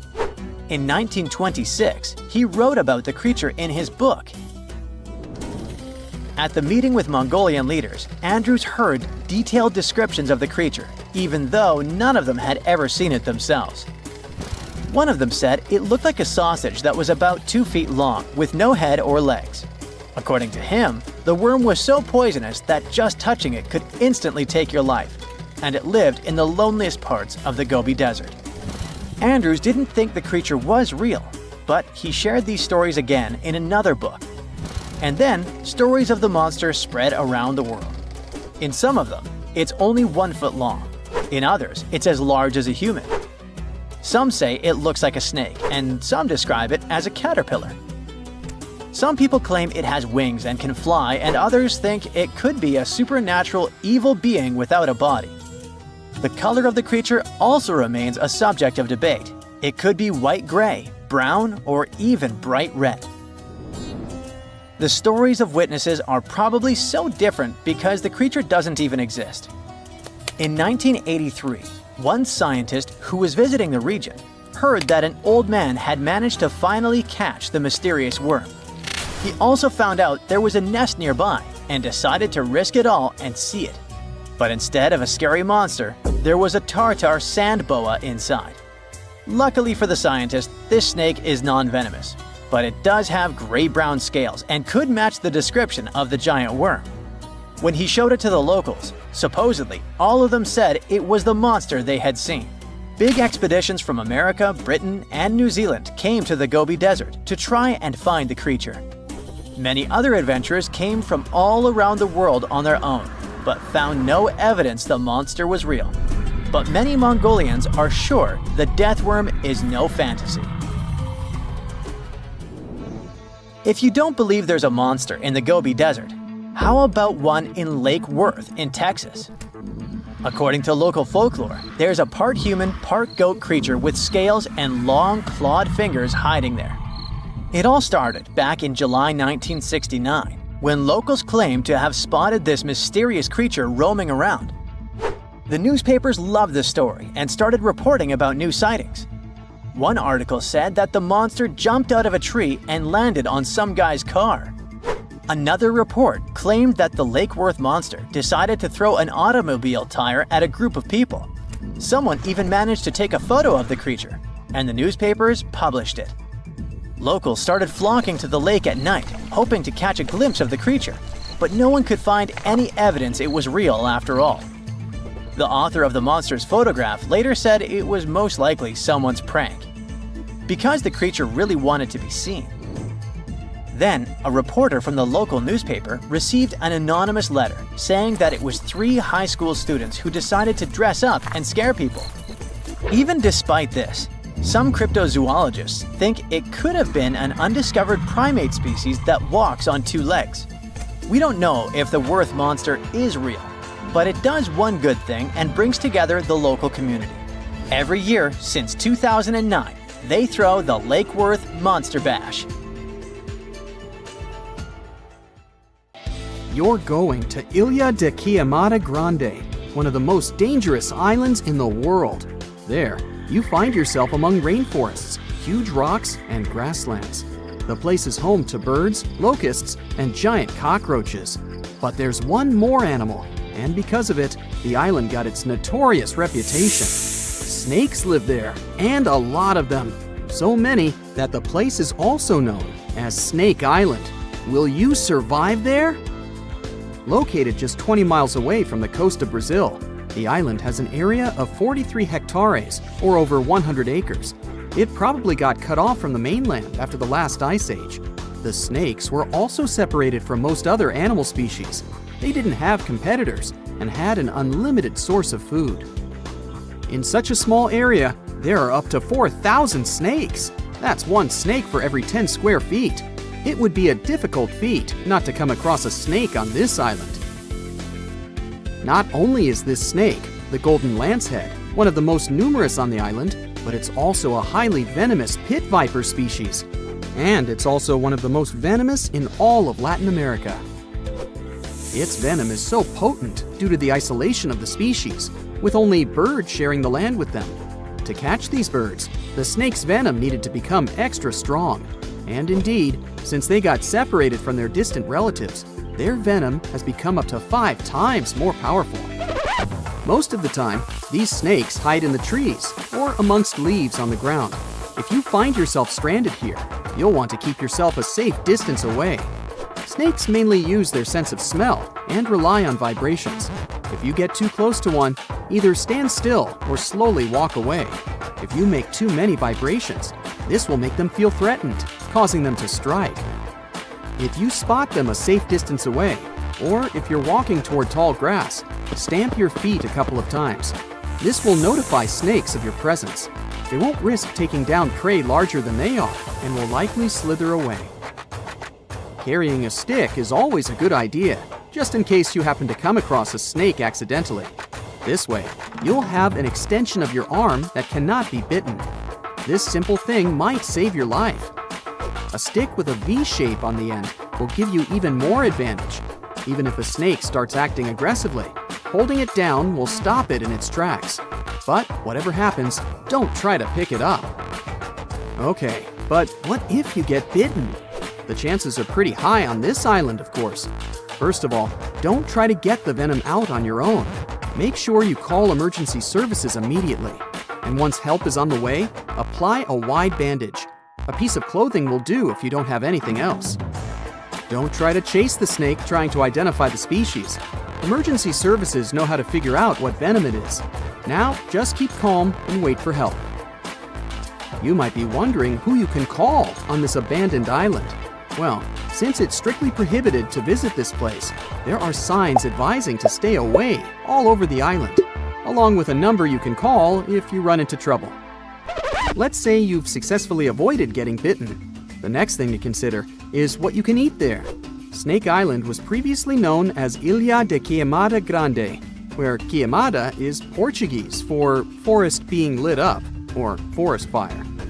The reason for that was the fact that the entire island was deliberately set on fire to make room for a banana plantation. Unfortunately, the banana business didn't turn out to be a success, probably because farmers got sick and tired of snakes. But some banana trees still thrive today, and they can provide you with some much-needed nutrients.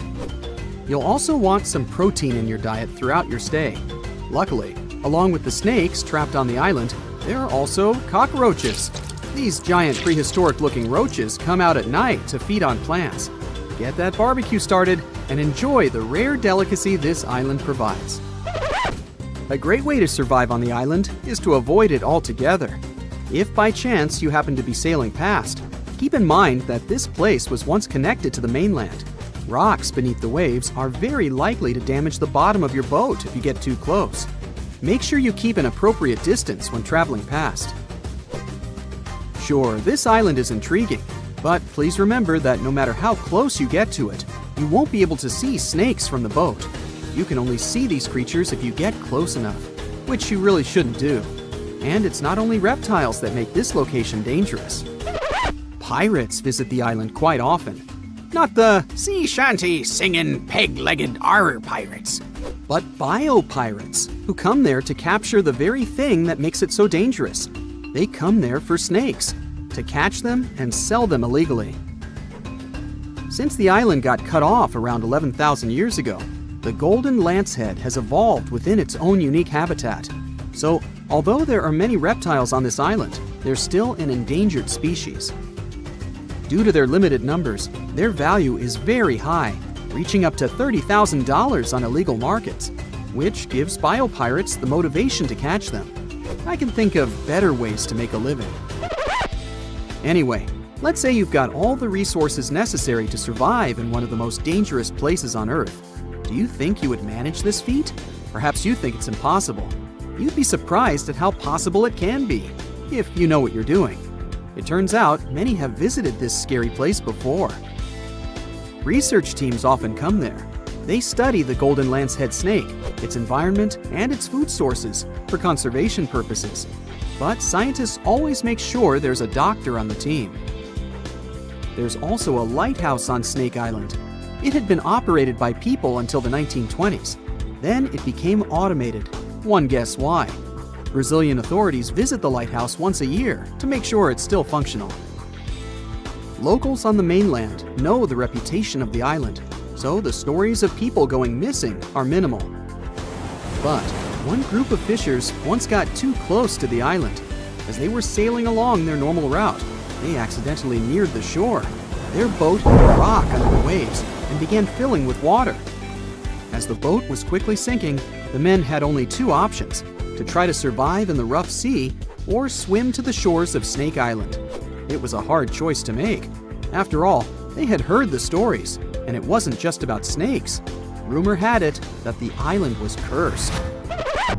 Regardless of the stories, the fishers chose to take their chances with Snake Island. After making it to the shore, they tried to be careful. Their knowledge of the island could help them survive. Most importantly, they knew to avoid the rainforest at all costs. As the men got hungry, they carefully walked along the edge of the forest, warily collecting bananas. They were mostly sitting, waiting, and conserving their energy. They could only drink water when it rained. It was just enough to sustain them. They slept on the beach, unprotected from the elements and weather. And all the time, they were so close to the comfort of the lighthouse or caves. They were probably overly cautious, but it was either enduring some discomfort or risking their lives for a dry bed. They didn't yield to the temptation. They managed to survive for 3 days without being bitten by a snake. After that, a passing boat finally rescued them. So, now you know, anything is possible. You're off to work, and boom, you see someone getting snatched by a 5-foot giant eagle that has the power to lift a child. Luckily, this is a pretty rare occurrence now, but around 2 million years ago, it was totally possible. Humans are now on the top of the food chain. I mean, many animals can hurt us, but they would rather munch on something less dangerous than people. Until a couple of years ago, almost everyone thought we were the #1 predator in the world since the beginning of our times. But let me tell you a little secret. We weren't the top predators. Somewhere in Africa, near the town of Tung, in a mine, archaeologists uncovered something probably worth more than gold. It was a small skull that belonged to a hominin, a human species that lived just before we split into 2 groups. One group is today's chimpanzees, and the other one is us humans. That is probably why we're so similar to chimpanzees. And believe it or not, we share 98% of our DNA with them. The critter was nicknamed Tung Child because most likely it belonged to a young human. Before this discovery, we had no idea we originated from Africa. As you already know, on that continent, there were many big animals that could eat us in a single bite. Even now, the situation is not that different. The bone was found among many other animal bones, suggesting that early humans, Australopithecus, had a pretty rough life and were eaten by anything that liked meat. Since we were only around 4 feet tall, we were on the menu for many animals. Probably the scariest one for us was the eagle. You might think eagles are just lazy birds who sit on trees all day, but our friend from Tung had a pretty bad experience of encountering one. When Tung's child was a little kid and was playing outside, the eagle grabbed him and took it to its nest. We have no idea how big the bird was or what kind of eagle it was, since there isn't any evidence. Eagles regularly hunt baboons in Africa now, and when experts compared the marks on these animals with the marks found on the ancient skull, they discovered those marks were almost identical. The worst thing about eagles is that they're like zombies, and their favorite food is brains, so they attack the head first. Even now, we're not safe from sky attacks since eagles can theoretically snatch kids. Stop looking at the sky now. There are many more land animals that can harm you. Roughly 500,000 years ago, our ancestor, Homo rhodesiensis, was doing his chores when he was ambushed by a hungry ancient hyena. He had a few broken bones, and the hyenas stashed him in a cave in Casablanca, where he was uncovered 500,000 years later. Not many animals can chew through bones like it's nothing. Hyenas have a bite force that is 7 times stronger than ours. They keep meat stacked in hidden places, so they can have snacks for later. Since we can't see at night and hyenas can, they hunted us at night. This might be the reason why people are scared of the dark. It's an instinct passed down from our ancestors because, at night, they had to stay inside caves or other structures to avoid monsters. Technically, our ancestors played real-life Minecraft in survival mode, but our long-lost cousins weren't afraid of hyenas since they hunted them for food. Hyenas also hunted us for food, so what exactly happened will most likely remain a mystery until we invent a time machine. Today, hyenas are known man-eaters, but they're nowhere near their ancient ancestor, which was twice their size. Homo heidelbergensis was an incredible hunter that hunted everything from giant deer, rhinos, bison, and many more animals. But there was one creature that made the hair on their necks stand up.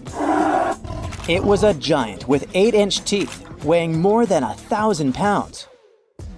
No animal was safe during its era, which was around 300,000 years ago. Of course, I'm talking about the saber-toothed tiger. It actively attacked our ancestors, among other animals like crocodiles, monkeys, horses, and honey badgers. You might be one of those who have a terrible fear of snakes, and that might be because they hunted your ancestors. We have been sharing this planet with snakes for over 100 million years. Our early pals were so scared of them that they evolved and developed sharper eyesight. Their brains grew bigger since snakes were ambush hunters, sneaking up on humans and attacking them unexpectedly. Initially, we were colorblind, but snakes hunted us so much that we developed 3-dimensional vision and the ability to see colors.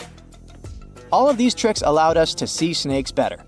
But evolution works both ways, and around 60 million years ago, these reptiles developed venom because they lost the ability to stealth attack. The good news is that humans have developed bigger brains and learned to distinguish between venomous and harmless species. The worst monster Neanderthals probably had to watch out for was other Neanderthals. There's much evidence that shows that we sometimes were unfriendly towards each other. This theory is called the dangerous ape theory. Neanderthals didn't hunt one another regularly since there was an abundance of animals that had more nutrients needed to survive.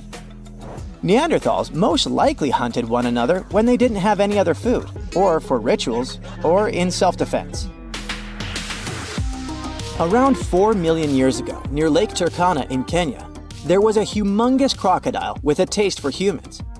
It was not that modern-day croc that can only reach 20 feet in length. Its ancient relative was 27 feet long, the largest crocodile ever.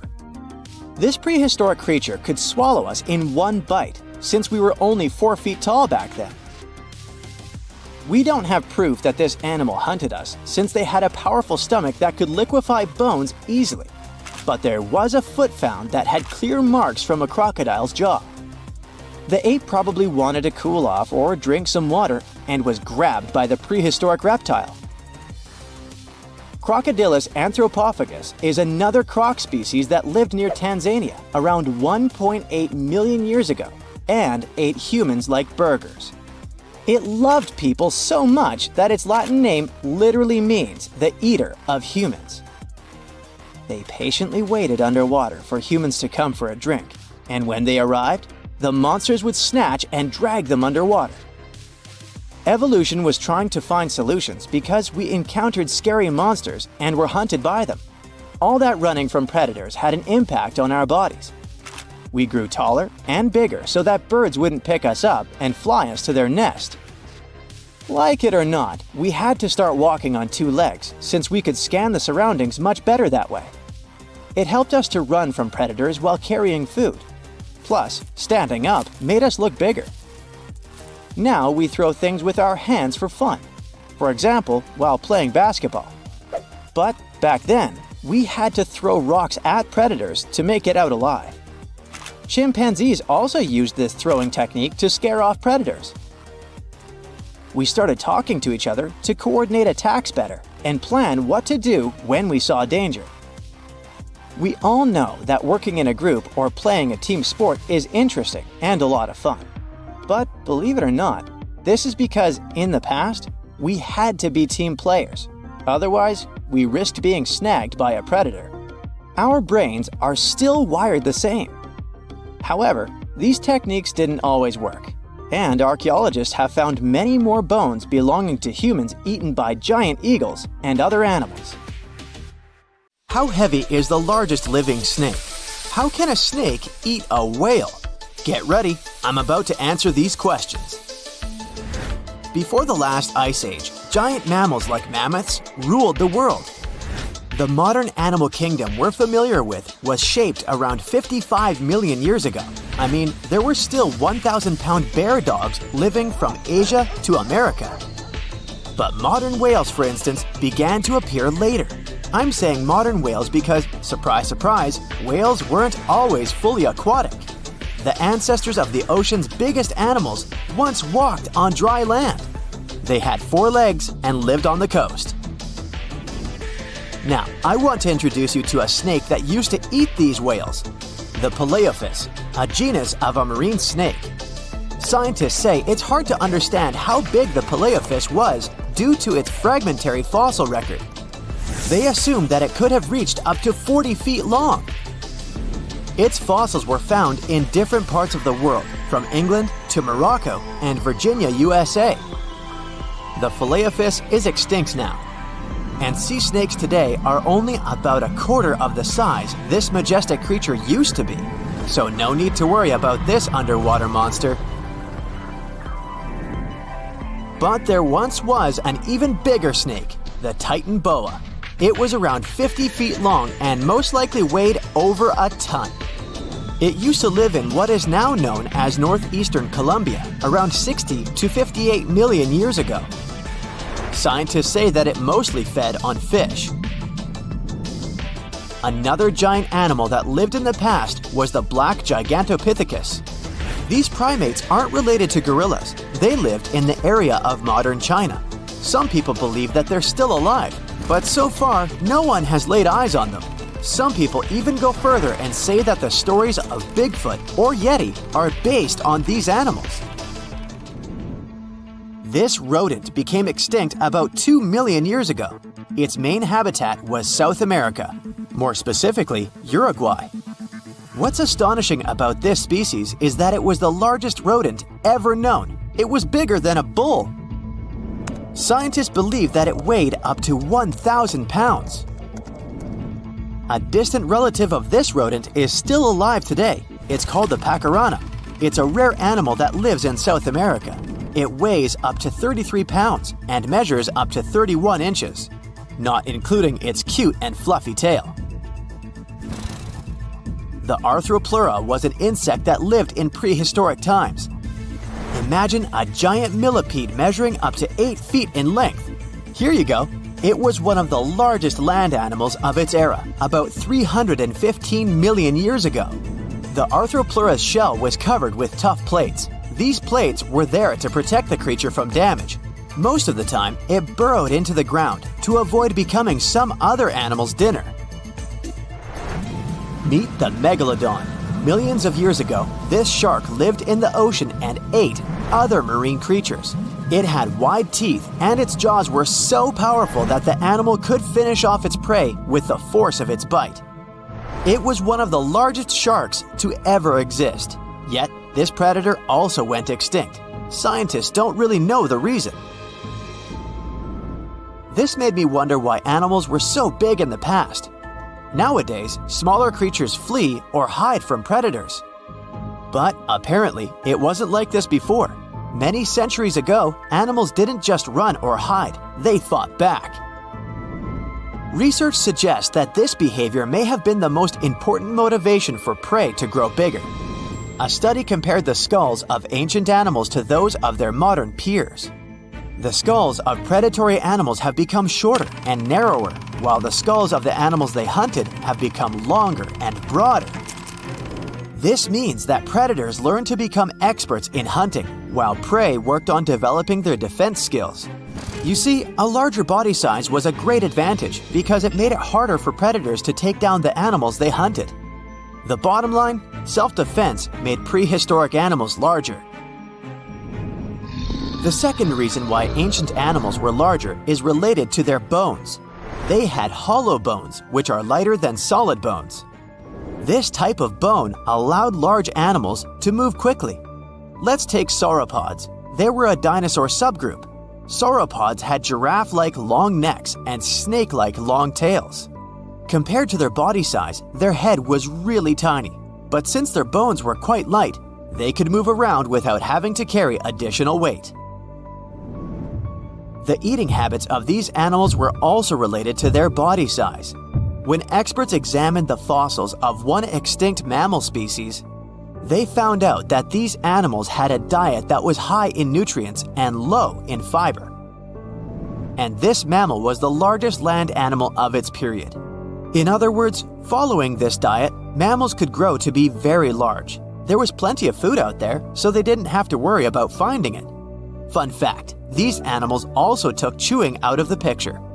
They could swallow their food in large pieces instead of taking small bites. Environmental conditions also played an important role in the evolution of larger animals in prehistoric times. Those animals tended to live in warm, moist climates that provided them with a lot of food. They didn't have to compete for food sources. Researchers believe that because of these conditions, natural selection worked in a certain way. I mean, body size was more important than such traits as agility and speed. Oh, and did you know that large animals tend to produce more carbon dioxide? And ultimately, a bigger volume of carbon dioxide increases the amount of vegetation in the animal's habitat. As for the abundance of oxygen in the atmosphere at that time, it could be another vital element for some animals' growth. A good but scary example of an animal that benefited from the high levels of oxygen can be the cockroach of the Paleozoic era. At that time, cockroaches were the size of modern house cats. Now this one would give me the chills if I ever faced it. Ugh. What about today? Well, there are over 3,000 species of snakes on Earth.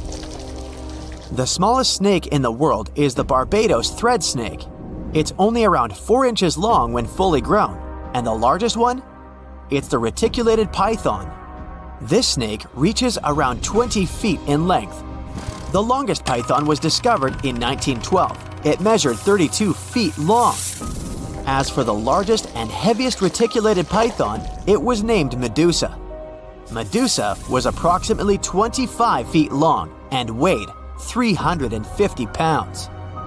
These reptiles lived in Southeast Asia in rainforests, woodlands, and grasslands.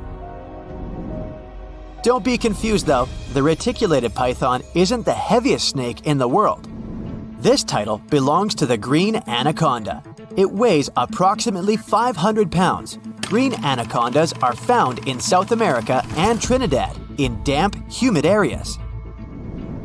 I have a bonus for you. Here is a flying snake. You can find these snakes in Southeast Asia. They don't fly like birds, of course, but they do use the power of flight. They can go as high as 300 feet. They leap from tree branches into the air. Once they take off, it's all about aerodynamics. Their main technique is flaring their ribs and pulling in their abdomens. While airborne, they undulate from one side to another and slightly up and down. This motion helps snakes to turn and glide. Why bother with all this if they can just crawl in an old-school way? Scientists aren't sure, but they believe it might be related to escaping from predators. This way, they move from one tree to another without having to get down to the ground. Every now and then, people discover fossils of animals that lived millions of years ago. These ancient discoveries continue to capture our imagination. Which of these animals would you like to see alive? Today, I'm going to tell you about creatures that had unique features which allowed them to grow to incredible sizes. They were some of the most impressive animals to have ever existed on our planet. The Argentinosaurus is a genus of sauropod dinosaurs that lived approximately 97 million years ago in what is now South America. Scientists think it was one of the largest land animals ever, with a length of up to 100 feet and a weight of up to 100 tons. A farmer stumbled upon a giant leg bone while tending his cattle. That's how he discovered the first fossils of the Argentinosaurus in Argentina in 1987. Further excavations uncovered more bones, revealing a massive dinosaur that would have dwarfed most other animals of its time. The Spinosaurus, meaning spine lizard, is a genus of theropod dinosaur that lived around 97 million years ago in what is now North Africa. It is believed to be one of the largest carnivorous dinosaurs to ever exist, with a length of up to 60 feet and a weight of up to 23 tons. The Spinosaurus is known for its distinctive elongated sail-like structure on its back. It was likely used for thermoregulation. It also had long crocodile-like jaws that were lined with sharp teeth. This allowed the creature to catch and eat large prey, such as fish, crocodiles, and other dinosaurs. The first fossils of the Spinosaurus were discovered in Egypt in 1912. The sperm whale, Physeter macrocephalus, is a species of toothed whale that is the largest toothed predator on Earth. It also has the largest brain of any animal species. It is found in oceans all over the world and can dive to depths of up to 7,000 feet in search of food. You can easily recognize sperm whales by their massive, block-shaped heads, which can measure up to 1/3 of their total body length. They have dark brown or grayish-blue skin and a distinctive wrinkled appearance. The Titanoboa is an extinct genus of a giant snake that lived approximately 58 million years ago. It is considered to be the largest known snake ever. It could grow up to 42 feet and weighed around 2,500 pounds. The first fossils of the Titanoboa were discovered in a coal mine in Colombia in 2004. This discovery meant a lot because it provided insights into the size and behavior of snakes during the Paleocene era, as well as the overall climate and ecosystem of the time. The blue whale, Balænoptera musculus, is the largest animal on Earth, measuring up to 100 feet in length and weighing as much as 200 tons. These marine mammals are found in oceans all over the world and can live up to 90 years. Blue whales have a long, streamlined body that is usually blue-gray in color with mottled patterns. They have a small dorsal fin and 2 pectoral fins that are about 1/3 the length of their body. Blue whales feed on tiny shrimp-like creatures called krill, and they eat a lot. A single adult blue whale can eat up to 8,000 pounds of krill in a day. The Leadsichthus is an extinct genus of large, bony fish that lived during the Jurassic period, approximately 155 million years ago. It is believed to be one of the largest fish that have ever lived. Some estimates suggest that it could grow up to 55 feet in length. The first fossils of Leadsichthus were discovered in England in the 19th century, and more recent discoveries have been made in other parts of Europe, South America, and Africa. Despite its enormous size, the Leadsichthus was a filter feeder, similar to modern-day whale sharks, and likely fed on plankton and other small organisms. The creature did it by simply swimming with its enormous mouth open, filtering water through its gills.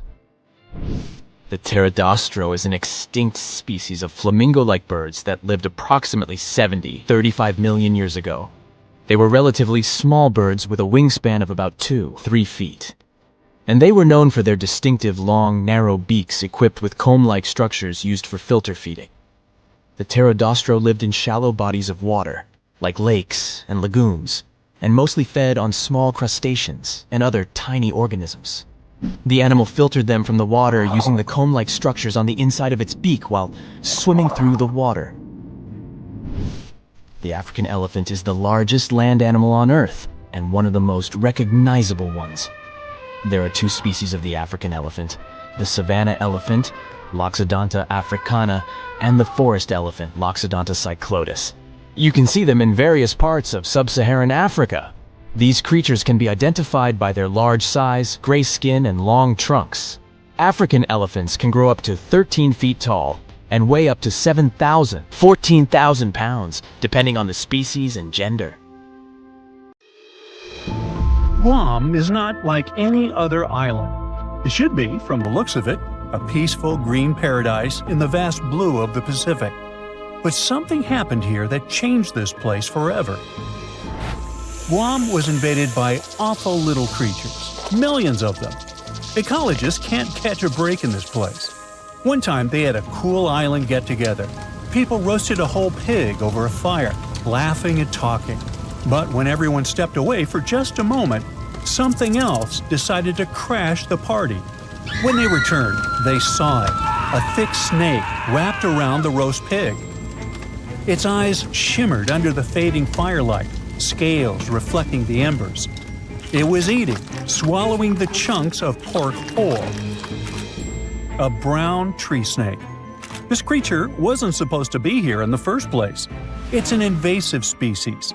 It crept onto a cargo ship back in the 1940s, and in the years that followed, it couldn't stop bothering the island's true inhabitants, the birds. Guam was once a paradise of chirping, singing life. Its forests were home to 12 species of birds, so the air was always filled with beautiful whistles and calls. That is, until the snakes came. They slithered through the trees, finding nests, devouring eggs, and wiping out entire generations before they could even hatch. And in just 40 years, the jungle fell silent. Out of the 12 bird species, 10 are completely extinct. The last 2 are barely clinging on. The Guam kingfisher is a funny bird with a cute long beak. It was only saved by a last-minute effort to capture a few survivors. It went extinct in the wild, but ecologists managed to keep them in zoos for decades. And thankfully, there is great news. This year, things have improved for these guys, and now scientists released a handful of them in the jungles about 3,600 miles away. Another barely saved species is a Guam rail, also called coco by the locals. The poor thing can't even fly, a ground bird completely defenseless.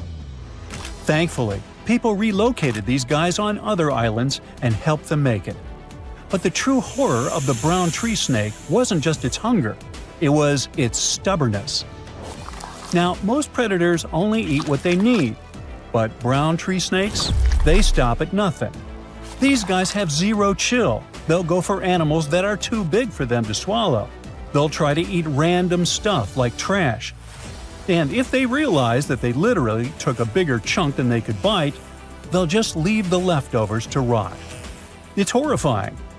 When researchers were trying to understand why the birds were disappearing suddenly, they gave them tiny radio transmitters to track their movements. But every time scientists went to check on tagged birds, they kept finding the tracking signals inside the snakes, or in bodies left by the snakes. Oh, and now these snakes have nothing to eat. Millions of them. You'd think they'd just give up, but nope, they decided to change their diet. Rats, lizards, garbage, each other. Yep, these guys aren't picky. What's even crazier is that it was just the beginning. Birds aren't just there to sing pretty songs. They eat things like bugs and help keep nature in balance. And when they disappear, you can tell because something starts taking their place. Spiders. Guam's spider population absolutely exploded. The place is drowning in silky webs and creepy little legs. Especially the banana spiders. Giant golden-bellied creatures that build sprawling webs bigger than anything seen on other islands. Or the huntsman spiders, the size of a human hand. Like the name hints, they chase their prey down the island, skittering across the jungle floor, and use fangs to inject venom quickly. Tiny Argyle Road spiders are also lurking among them. These are sneaky little thieves that steal food from their much bigger neighbors. Sometimes they even eat those neighbors. And finally, the tent web spiders, whose webs are like entire cities.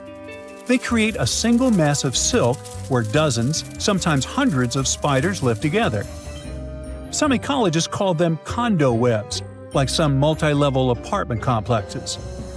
These condo webs stretch from the ground all the way up to the jungle canopy, so the forest starts looking like a Halloween party. You can wrap into these things like a mummy. It became so common that hikers started carrying spider sticks, long branches used to sweep away the webs before they got caught in their faces and clothes. Recently, in 2012, they finally decided to count all these guys. Well, you'd never guess it. From 500 to 730 million eight-legged creatures in the jungle. The island has 40 times more of them than other places nearby, like islands of Rota, Tinian, and Saipan combined. And that's a low estimate, because some webs are not within an arm's reach. And these guys keep evolving too. The banana spiders usually weave something called a stabilimentum. It's a zigzag pattern of thick white silk woven through the web. Though scientists aren't entirely sure why they do it. Maybe it strengthens the web or makes them look bigger or scarier. The strongest theory is that it warns birds. The bright, thick pattern tells them not to fly around here because they'll ruin everything.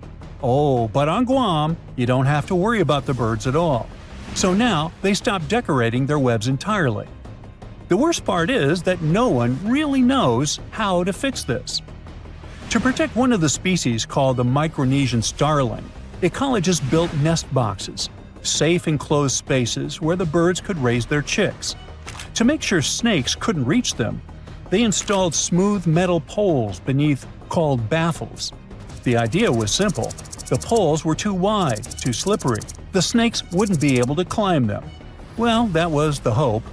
These brown tree snakes decided to lasso the poles instead of climbing them. One snake, thin as a rope, wrapped itself completely around the metal cylinder, coiling into a loop.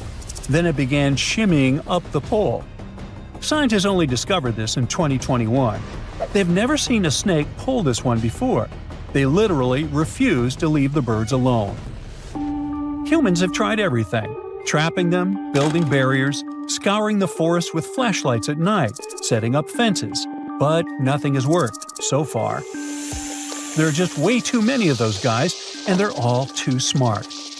Now, just so you know, the U.S. spends nearly $4 million every year trying to control this disaster. But the only real success is a single tiny patch of land at Andersen Air Force Base. Scientists managed to drive down the snake population there using bait. But the truth is slowly sinking in. The snakes aren't leaving. Humans can send rockets to space, but this is too much. That also means that Guam Island will start looking entirely different soon. Guam's forests always felt mysterious and kind of creepy, even without the invaders. There's no soil, no soft place to step. Instead, it's all jagged, broken limestone. Everything is full of razor-sharp rock left behind by an ancient coral reef. It was being pushed up over millions of years. Trees force their roots into the cracks. Everything is packed with twisting and curling plants. Breadfruit trees, prehistoric-looking cycads, spiky pandanus trees. And just as a cherry on top, a typhoon comes ripping through every few years, tearing it all apart. Luckily, plants usually grow back fiercely. Now, walking there is insane. It feels like walking in the sea, though instead of balancing on waves, you're trying not to trip and gash your shins open on the sharp rocks beneath you. You have to think through every step. But now, things are going to get so much worse. 70% of Guam's trees relied on birds to carry their seeds, spreading them far and wide. So, without the help of birds, the trees drop their fruit directly to the ground, where it sits and rots, so nothing grows. Well, perhaps the invaders' rule over Guam may last forever, and soon this place won't be friendly to tourists at all. It may become one of the worst places on Earth, if it isn't already. In 2016, two researchers were trekking through the forests of Arunachal Pradesh, India, when they literally stumbled upon this camouflaged beauty hidden in the leaves. A local man pointed out the snake, and they quickly realized it wasn't just any average viper. With its unusual pointed snout, similar to a hump-nosed viper, and a stunning orange belly, this snake had them scratching their heads. Back at camp, they took a closer look and knew they'd found something special. DNA tests at the Indian Institute of Science confirmed it. They found a brand new species, now known scientifically as Trimeresurus arunachalensis. But the snake's unique features didn't stop there. The snake's paired reproductive organ was unlike any other viper, and its scale pattern was completely unique. While its closest relative has around 20 rows of scales around the middle of its body, this mysterious snake had only 17. The next species is a record breaker, and it's known as the largest gecko ever discovered, measuring around 2 feet long and being as thick as a man's wrist. The only known specimen of Delcourt's giant gecko is currently in France, but its exact origins are still a little bit of a puzzle. At first, people thought it might be from New Zealand because some local legends spoke of a giant, mysterious lizard that lived in forests. Even though it was a pretty fascinating theory, some recent DNA studies suggest that this nocturnal species is probably from New Caledonia. But as of now, no one can confirm it 100%. In general, sleeper sharks are big, slow-moving creatures that mostly hang out in deep, cold ocean waters. They usually have bulky bodies and a broad, flat head, which helps them blend into the dark sea. But in 2017, was caught at a fishing harbor and collected from a fish market located in Taiwan, and it didn't look like any of its relatives. First off, this 4.4-foot shark had smaller eyes and a tiny second dorsal fin compared to its cousins. It also had more rows of teeth in its upper jaw and fewer in the lower jaw, but the biggest surprise was that it was a pregnant female carrying 33 embryos. This means there are probably more of these sharks hiding out there in the deep ocean. We just haven't found them yet. Meet the pocket shark. It is tiny, just about 5.5 inches long, while most deepwater sharks are around 6.5 feet. But don't let its small size make you underestimate it, because this creature is definitely one of the ocean's coolest secrets. Discovered in 1979 in the deep waters of Chile, this tiny shark is like a real-life spy gadget with its mysterious pockets near its front fins. These pockets are large, measuring about 4% of its body length, and are believed to either glow or secrete pheromones. So this shark might actually light up to either confuse predators or attract prey in the dark depths. And when I say deep, I mean really deep. It is believed that this creature hangs out over 9,000 feet down, which is roughly the height of 7 Empire State Buildings stacked on top of each other, but inside the ocean. Besides its initial discovery in Chile, it was spotted again in 2010 in the Gulf of Mexico, but it hasn't shown up since.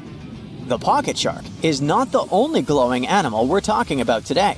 This inch-long cockroach, scientifically known as Luchihormetica lucae, was actually first collected back in 1939, but only got its moment in the spotlight decades later in 2012. What makes this little buddy so interesting is that it uses bioluminescence, meaning it has spots that light up in the dark. Unlike fireflies that mostly use their glow to find a mate, this cockroach uses its light to mimic a toxic click beetle and scare off predators. Unfortunately, the region in Ecuador where it was found was hit hard by a volcanic eruption, raising fears that this glowing marvel might be a one-of-a-kind discovery. Continuing with tiny creatures, meet Hippocampus minotaur, also known as the bull-neck seahorse. This little seahorse stands out with its wide neck, large head, and small body, which is why it's got the Minotaur nickname. The only known specimens were collected off the coast of Eden, Australia, and no one has ever seen it alive in its natural habitat. So that's why we don't know much about its day-to-day life. Some studies suggest it lives deep underwater, around 325 feet down, which is roughly the equivalent to the height of a 30-story building.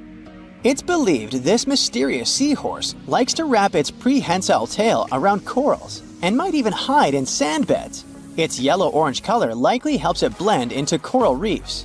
So spotting this intriguing creature in the ocean is pretty much like trying to find a needle in a haystack.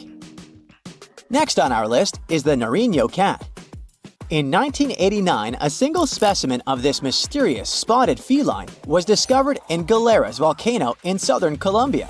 This little guy had a short tail with 7 black rings and a black tip, and its fur was absolutely unique, being more reddish than that of its relatives. Understanding that it wasn't an ordinary animal, researchers decided to visit a bunch of museums all over Latin America to find similar felines, but they came up pretty empty-handed. Then, DNA analysis confirmed that it was unlike any other known cat, having split from its closest relatives around 1.9 million years ago. The Bogota sun angel is a hummingbird with a stunning purple color and black flight feathers, plus a bright green chin and crown. For years, we only knew of one specimen that was bought in Bogota, Colombia back in 1909, and that was pretty much it. Nobody knew much more about this beautiful and mysterious bird, but that changed in 2017 when a study decided to analyze its DNA once again. The results suggest that the Bogota sun angel might not be a completely separate species after all. It looks like it is actually a hybrid, meaning it was a mix of hummingbirds from 2 different species, and it's likely that its mother was a long-tailed sylph, which is a gorgeous hummingbird that mostly lives in the Andes in South America. The spotted green pigeon, also known as the Liverpool pigeon, is like the unicorn of the bird world. It was first described in 1783 by an English physician named John Latham, who saw it once and that's it. Since then, no one has ever doubted that it was a pigeon, and many researchers were convinced it was a distinct species. But recent DNA studies revealed that this bird could actually be closely related to the famous dodo. You know, that chubby, flightless bird from Mauritius that looked like a giant pigeon with a quirky beak. Anyway, the Liverpool pigeon is about 13 inches long and has a unique look with yellow spotted feathers.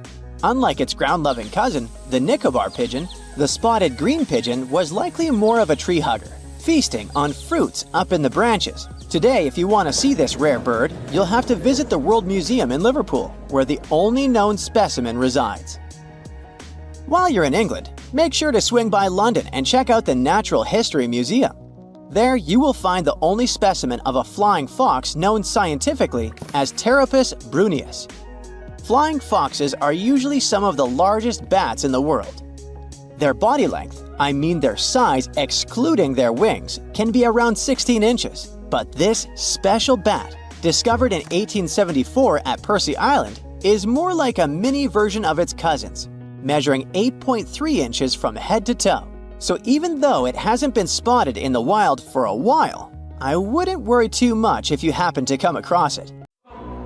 There's a place on Earth so dangerous that even the most fearsome creatures of today wouldn't last a moment there.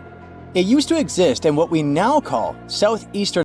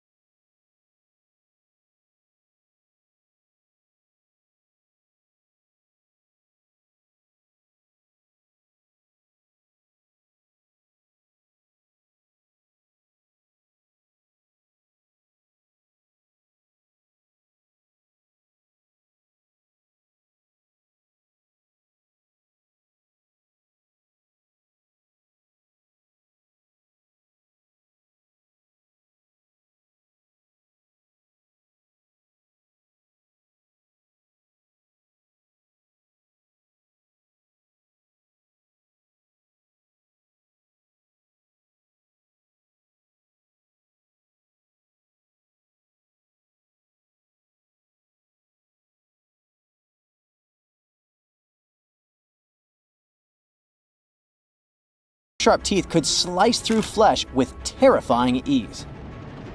This monster stood almost as tall as a house and was faster, stronger, and more aggressive than nearly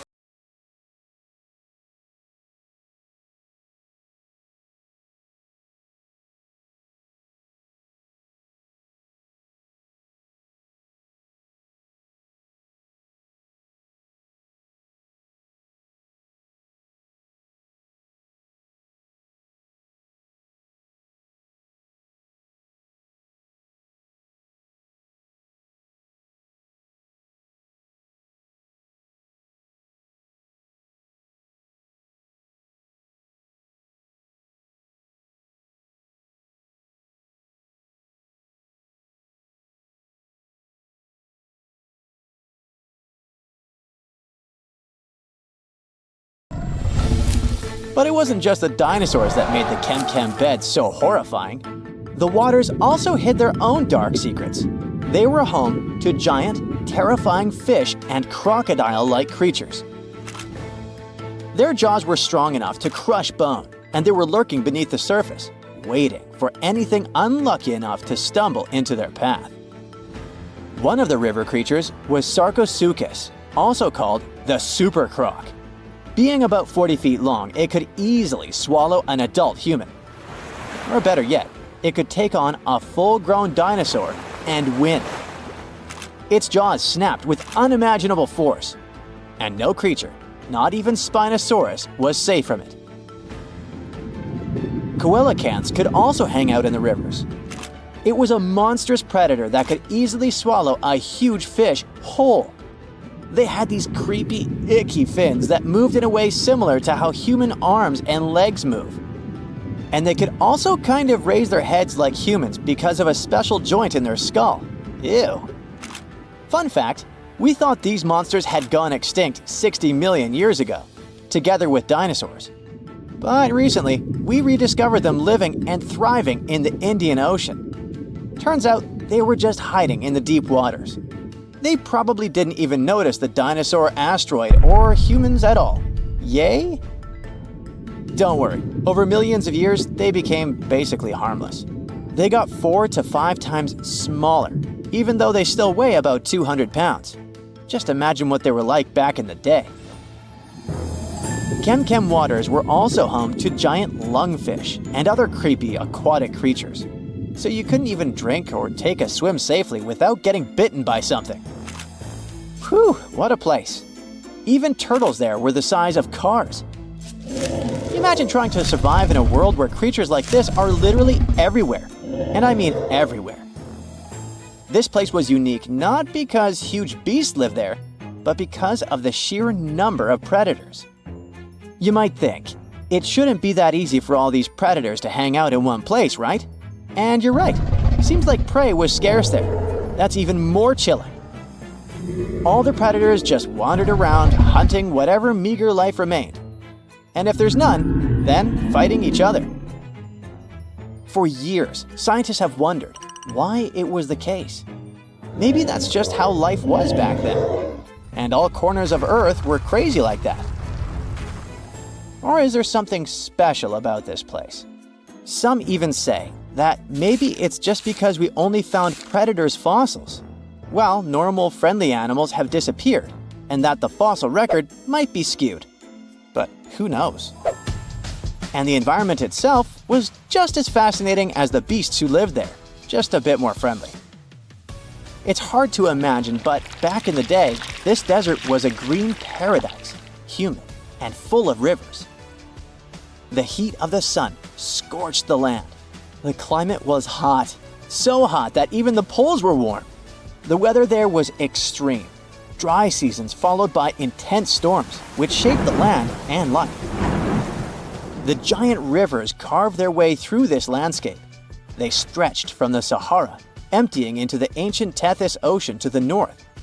If you were there, you'd see vast, interconnected basins, and beyond them, the central Atlantic Ocean. The floodplain stretched out beneath a sweltering sky.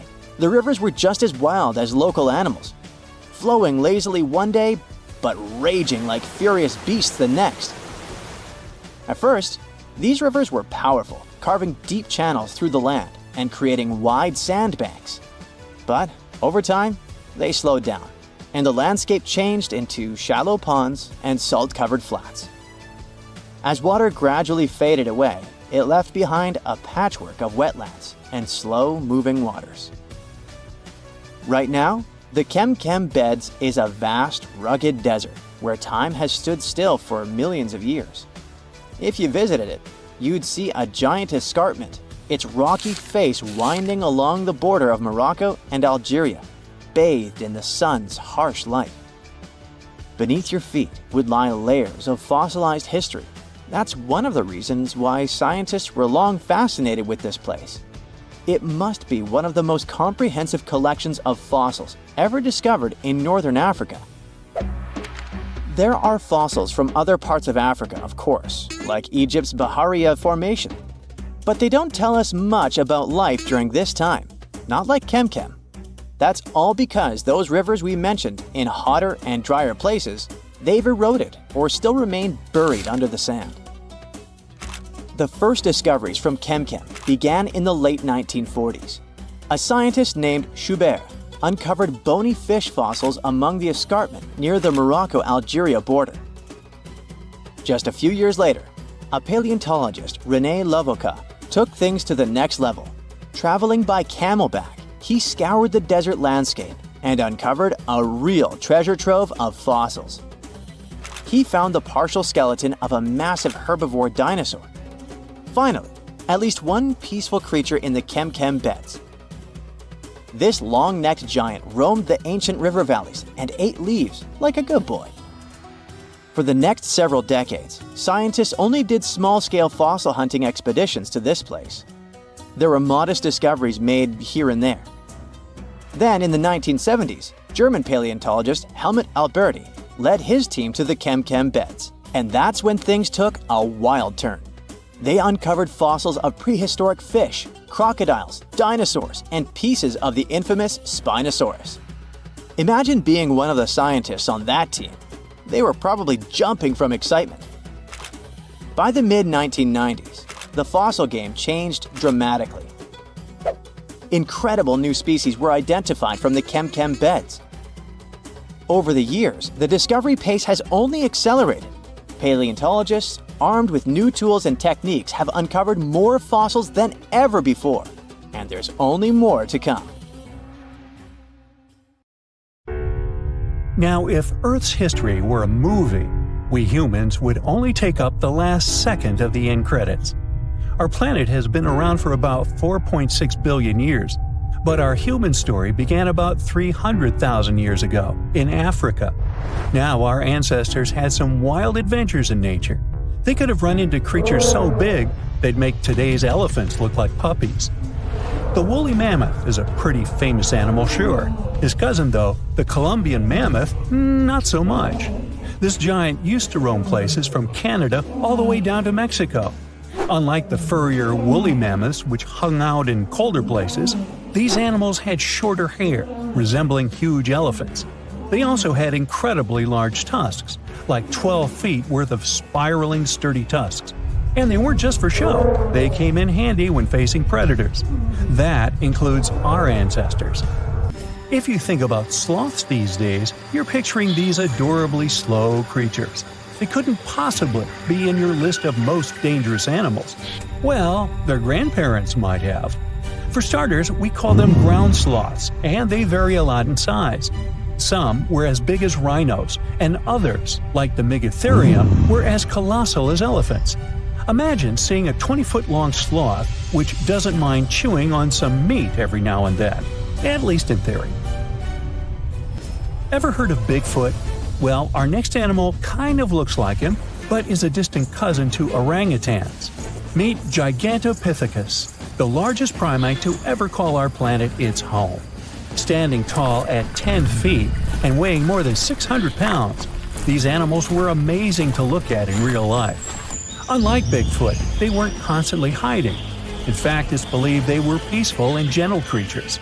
Sadly, they faded away about 100,000 years ago, mainly because their food sources slowly became unavailable. Those lush, fruity forests they called home eventually turned into dry grasslands. Next on our list is the cave hyena. Weighing a chunky 250 pounds and standing 3 feet tall, these beasts were as long as a grown-up lying down. What's even more interesting about these creatures is that they loved hanging out in groups. A pack could be as big as 30 of these animals, which meant they could easily take on even the biggest, heaviest mastodons. Our ancient families would have needed to stay alert around these hungry specimens. Sadly, for these hyenas about 20,000 years ago, their numbers started going down. Soon enough, they completely disappeared from the planet. Quick pop quiz. What's called a tiger but isn't really one? It's the saber-toothed tiger. I mean, sure, they belong to the feline family, but they aren't technically tigers. First appearing around 42 million years ago, in July I think, many of their kind were gone before we even showed up. However, early Americans might have bumped into a couple of specimens from this group. If that really happened, it would have been quite the encounter.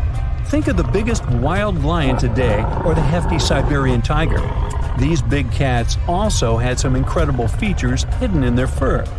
They were good at sneaking around, hiding, and pouncing on mammoths bigger than themselves.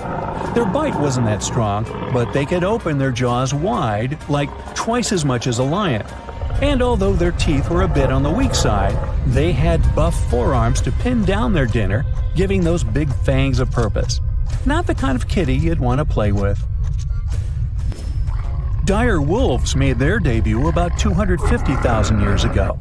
They were like the gray wolves we know today, but a lot stronger.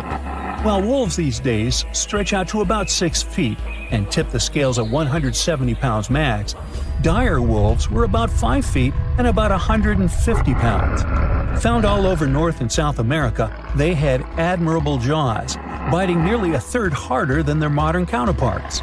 Also, their favorite snack was horses. But just like many other majestic beasts of the past, they faded away around 10,000 years ago.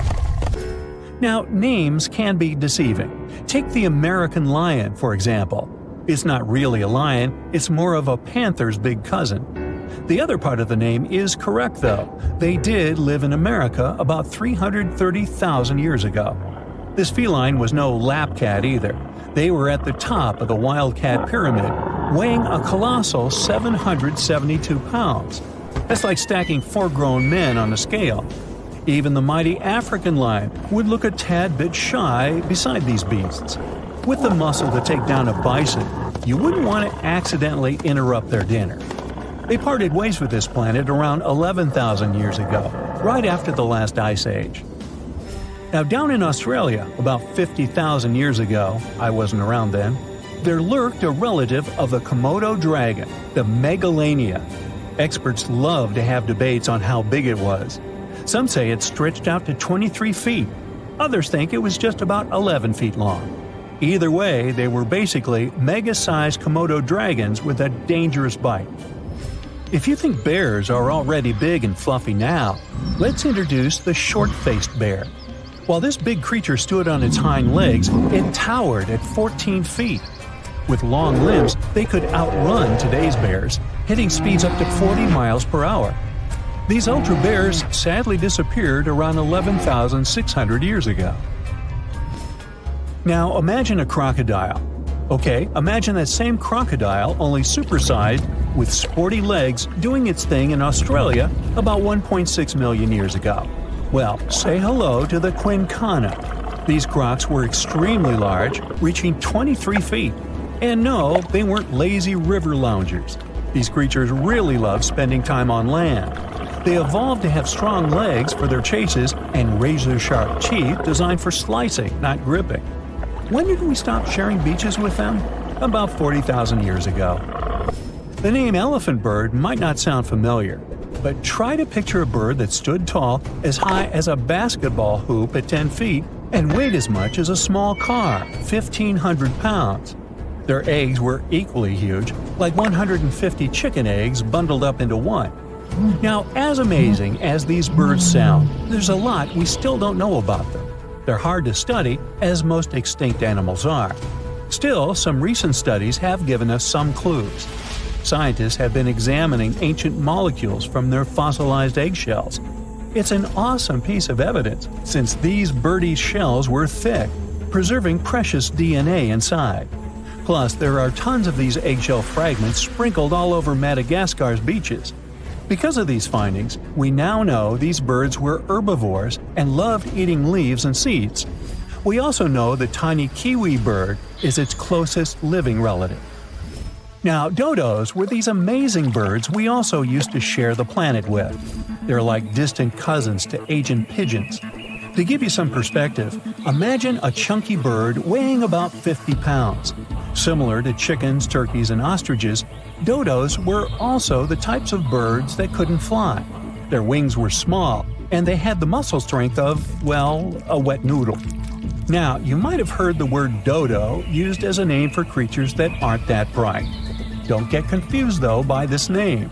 These birds were in fact intelligent. Scientists were able to figure that out by studying their fossils. It turns out that they were good at smelling stuff, unlike most birds that are all about the visuals. These creatures aren't around for us to study anymore, but that might change. One evolutionary biologist is on a mission to fully understand these amazing ancient birds. On that note, she revealed that the dodo's DNA has been completely sequenced. There are even talks about potentially bringing dodos back to life. They would make a nice addition to the lovely beaches of Mauritius, the place they used to call home many, many years ago.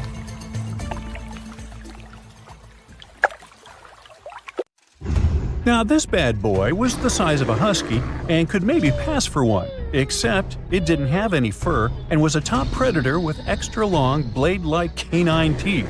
Ooh, charming. Meet the earliest known saber-toothed animal to have ever lived. It roamed the earth well before the dinosaurs. Scientists made the description of this creature based on its fossils found on the Spanish island of Majorca in the Mediterranean Sea. About 200 million years ago, none of us were around then, the very first true mammals appeared, and they lived right alongside the dinosaurs. But if we trace the family tree of mammals even further back, we'll find an ancient group called theropsids. They didn't look like mammals we have today, but they had some key features that would eventually help define mammals. For example, theropsids had special openings on the sides of their skulls for jaw muscles, and parts of their jaw bones would later evolve into the tiny middle ear bones that all mammals, including you, have today. So, the new discovery is what might be the oldest known theropsid fossil. The fossil, which doesn't have an official species name yet, belongs to a group called Gorgonopsians. Those guys are more closely related to mammals than they are to any other living animals. Some of them were as small as cats, and others were as massive as polar bears. Gorgonopsians had some very mammal-like traits, like different types of teeth for different jobs. But unlike mammals, these ancient predators kept replacing their teeth, even their giant saber-like canines, over and over during their lives. Hey, that would be handy. Until now, the oldest Gorgonopsian fossils we knew about were around 265 million years old. But this new fossil is even older, dating back between 270 and 280 million years. The find was super detailed and complete, including its sharp knife-like fangs, part of its jaw, pieces of its spine, ribs, tailbones, and toe bones, plus most of one of its back legs. Even though the creature's skull wasn't complete, the scientists think it was about 7 inches long, and the animal itself would have been around the size of a medium-large dog, weighing between 66 and 88 pounds. But other than that, it didn't really look much like a dog. Even though it had some lizard-like features, calling it a lizard dog is totally wrong. Mammals and reptiles do share a super ancient ancestor from about 320 million years ago, but their evolutionary paths split a long time ago. When the newly found creature was alive, the island of Majorca was right in the middle of the gigantic supercontinent Pangaea. Back then, this area went through super wet and super dry seasons. Scientists have always wondered if major moments in mammal history happened in tropical places like this, but we just didn't have the right fossils to prove it. Now, with the discovery of the oldest known Gorgonopsian in Majorca, the missing pieces of the puzzle are coming together. It looks like some huge steps in mammal evolution could have happened in low-latitude environments we haven't explored much yet. The so-called gap in the fossil record might just be because paleontologists weren't looking in the right spots. Our hero of the day wasn't the only cool guy rocking the planet before dinos settled in. Over 500 million years ago, the weirdest predators to have ever existed ruled the oceans. The name is a bit tricky to pronounce, so I'm not going to. Okay, it's Anomalocaris, but it just literally means unusual shrimp. This creature looked nothing like anything alive today. Scientists think it was the first true apex predator, the orca of its time. Anomalocaris was massive for its era, as it grew up to 3 feet from its sharp grabbing arms to the tips of its tail fins. For a while, everyone thought trilobites were its go-to meal, but new research shows it wasn't strong enough to crack open trilobite armor. So instead, it was a speedy, agile hunter with awesome vision, and it often picked off soft-body animals that zipped through the open water. Now, another really cool creature from pre-dino times is a fish that could walk on land. Tiktaalik lived in marshy rivers that looked a lot like today's Amazon rainforest. It could grow up to 9 feet long, and it found its prey in rivers and inlets like a modern-day freshwater crocodile. It had a flexible neck and even some early versions of lungs, and thanks to them, it could survive both in water and out of it. Why fish like Tiktaalik started moving toward land about 395 million years ago is still a bit of a mystery. Around that time, the ancient supercontinent called Gondwana was drifting closer to the land that would become North America. This slow movement created lots of shallow, swampy habitats, which were perfect places for crocodile-like animals to thrive. Plus, these areas were near the equator, so they were warm and tropical. But there wasn't a lot of food waiting for them on land, so maybe they moved there for safety reasons. There were fewer predators and better spots to lay eggs there compared to the water. Creatures first adapted to living in open water, then shallow water, then marshes and river edges, and only after a long, slow transition did they finally step fully onto land. Now, how about a millipede the size of a small car and weighing as much as a large dog? This beauty lived over 300 million years ago in what is now England. Back then, during the Carboniferous period, Earth's atmosphere had way more oxygen, over 26%, compared to today's 21%. Scientists used to think the high oxygen levels were the only reason these creatures could get so big. But back then, they found a new fossil from a time when oxygen wasn't that much higher than today. They discovered it purely by accident, when a boulder split just right and revealed one of the most complete and largest giant millipede specimens ever. This one could have lived not just in swampy areas, but also in open woodlands filled with tasty seeds, nuts, and maybe even small animals. There's a chance that this beast wasn't a slow, plant-munching crawler, but a predator that would snap up whatever it could find. After dominating the Earth for about 45 million years, the giant millipedes eventually vanished. Probably the reptiles pushed them out, clearing the way for the age of the dinosaurs. Now, in case you ever wondered what would happen if you crossed a polar bear with a saber-toothed cat, here's the answer. This guy ruled the southern ecosystems after migrating 7,000 miles across the supercontinent Pangaea around 252 million years ago. It had a tough skin like a rhino's and massive canines, perfect for tearing away huge chunks of meat, and it was an excellent runner. Once it got to its new home in what is now South Africa, it replaced a whole group of local predators. But its glory didn't last long, as closer to the end of the Permian period, massive volcanic eruptions made the weather patterns change and wiped out about 90% of all species. And because top predators are usually big, slow to grow, and not super common, they often vanish among the first when massive extinction events hit. And that's how our guy here went extinct. Our final creature of the day was a dragonfly that lived around 300 million years ago and had a wingspan of over 2 feet, 6 long, spiny legs, and huge, bulging eyes, Meganjura. This 4-winged giant is most likely the largest flying insect that ever lived, and it easily outsizes today's dragonflies, which are its distant relatives. Like modern dragonflies, Meganjura like to hang out in open areas near ponds and slow-moving streams. But unlike today's dragonflies, it wasn't just catching tiny bugs. This guy was likely the top predator in these open spaces. It used the spines on its legs like a flying trap to snatch prey out of the air, including other flying insects, small amphibians, and even lizard-like creatures.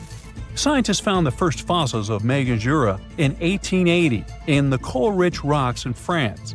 The fossils were incredibly well preserved and showed off the detailed vein patterns in their wings.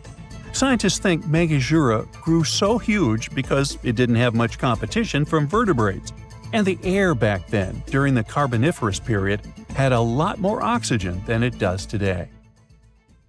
If you ever get one-on-one with an alligator, you can save yourself using just one simple trick. At least that worked for a young visitor of Moss Park in Florida who escaped a gator's grasp.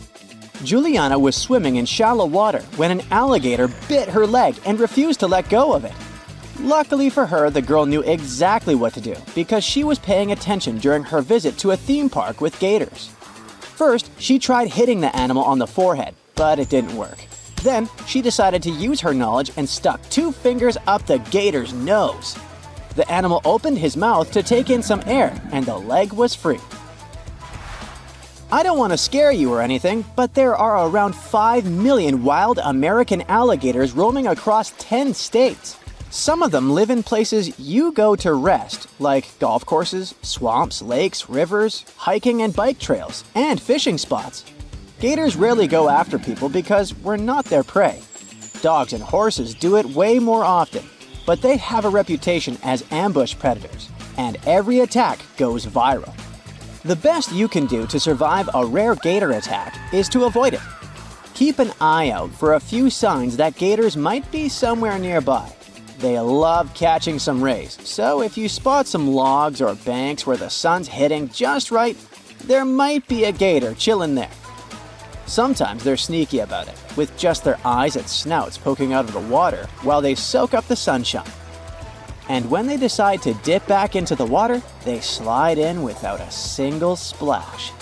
Sneaky gators. During mating season, which starts around April and goes through June, they get pretty vocal. So if you hear some loud bellows echoing through the swamp, chances are it's a flirting gator. If you stumble upon what looks like a pile of vegetation on dry land near water, keep your distance. That's likely a gator nest. And trust me, you don't want to mess with Mama Gator when she's protecting her little ones. Their tracks resemble those of lizards or dinosaurs. So if you see something like that, it's probably time to escape to safety. People are usually the ones who provoke these toothy reptiles, not the other way around. You can do it if you get too close to snap the best photo or decide to touch its tail out of curiosity. Feeding them is also a bad idea, because they quickly learn that humans mean free snacks. If you come face to face with a gator, try to stay cool and respect their turf. If you're kayaking and spot a gator chilling in the water, just give it some space and paddle on by. And whatever you do, don't go slapping the water with your paddles so as not to scare and provoke them. If they still start swimming towards you, don't panic. Just calmly paddle away or show them you're not interested. If nothing works and the gator's trying to drag you under, aim for the sensitive spots. Crocs and gators are famous for their tough hides and armored bodies, but it turns out they have little pigmented spots scattered all over their skin. They're packed with touch sensors, making them super sensitive to pressure and vibrations. Even more sensitive than our fingertips, believe it or not. Scientists have several ideas about what these spots are for. Some think they might be little cleaning stations, secreting oils to keep the critters fresh. Others suggested they could detect electric or magnetic fields, or even sense changes in water salinity.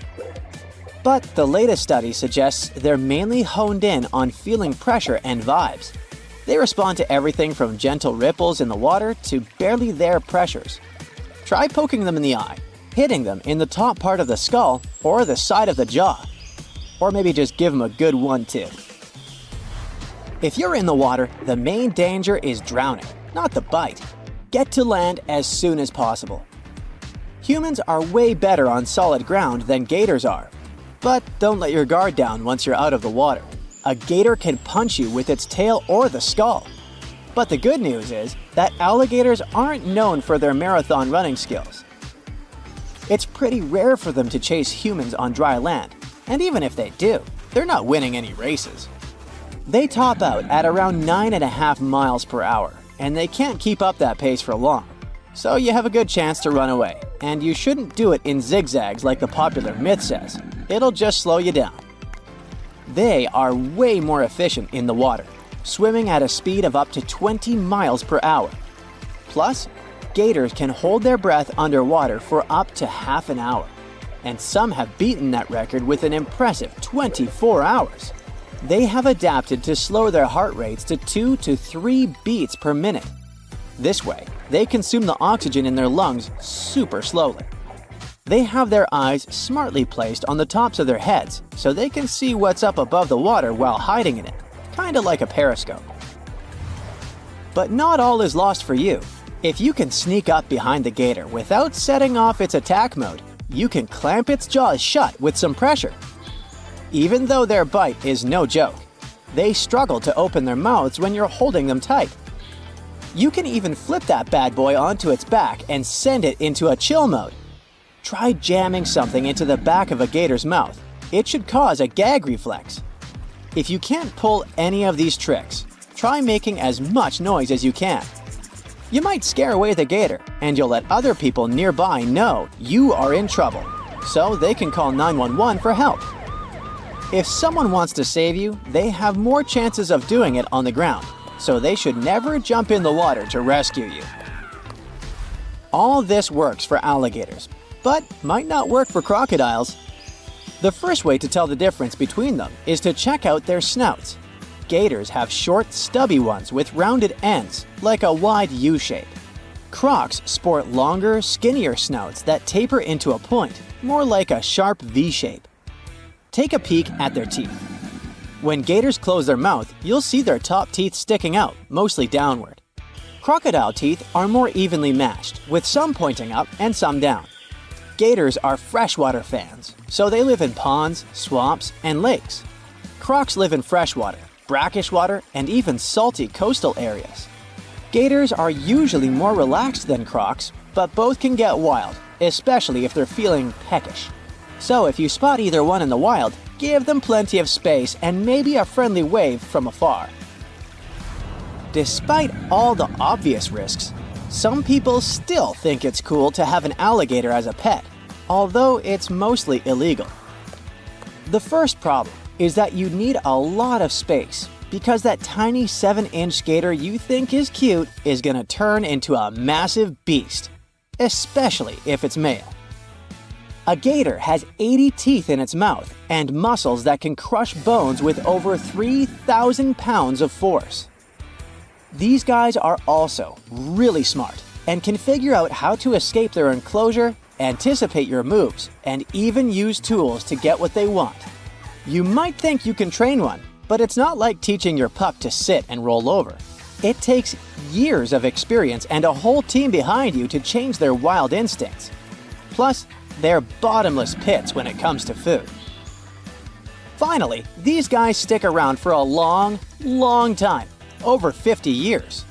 So when you realize you can't handle it anymore or just don't want it, good luck finding someone to take it off your hands.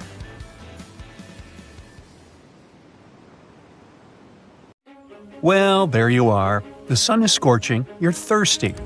All you can think about is water and ancient bones under your feet.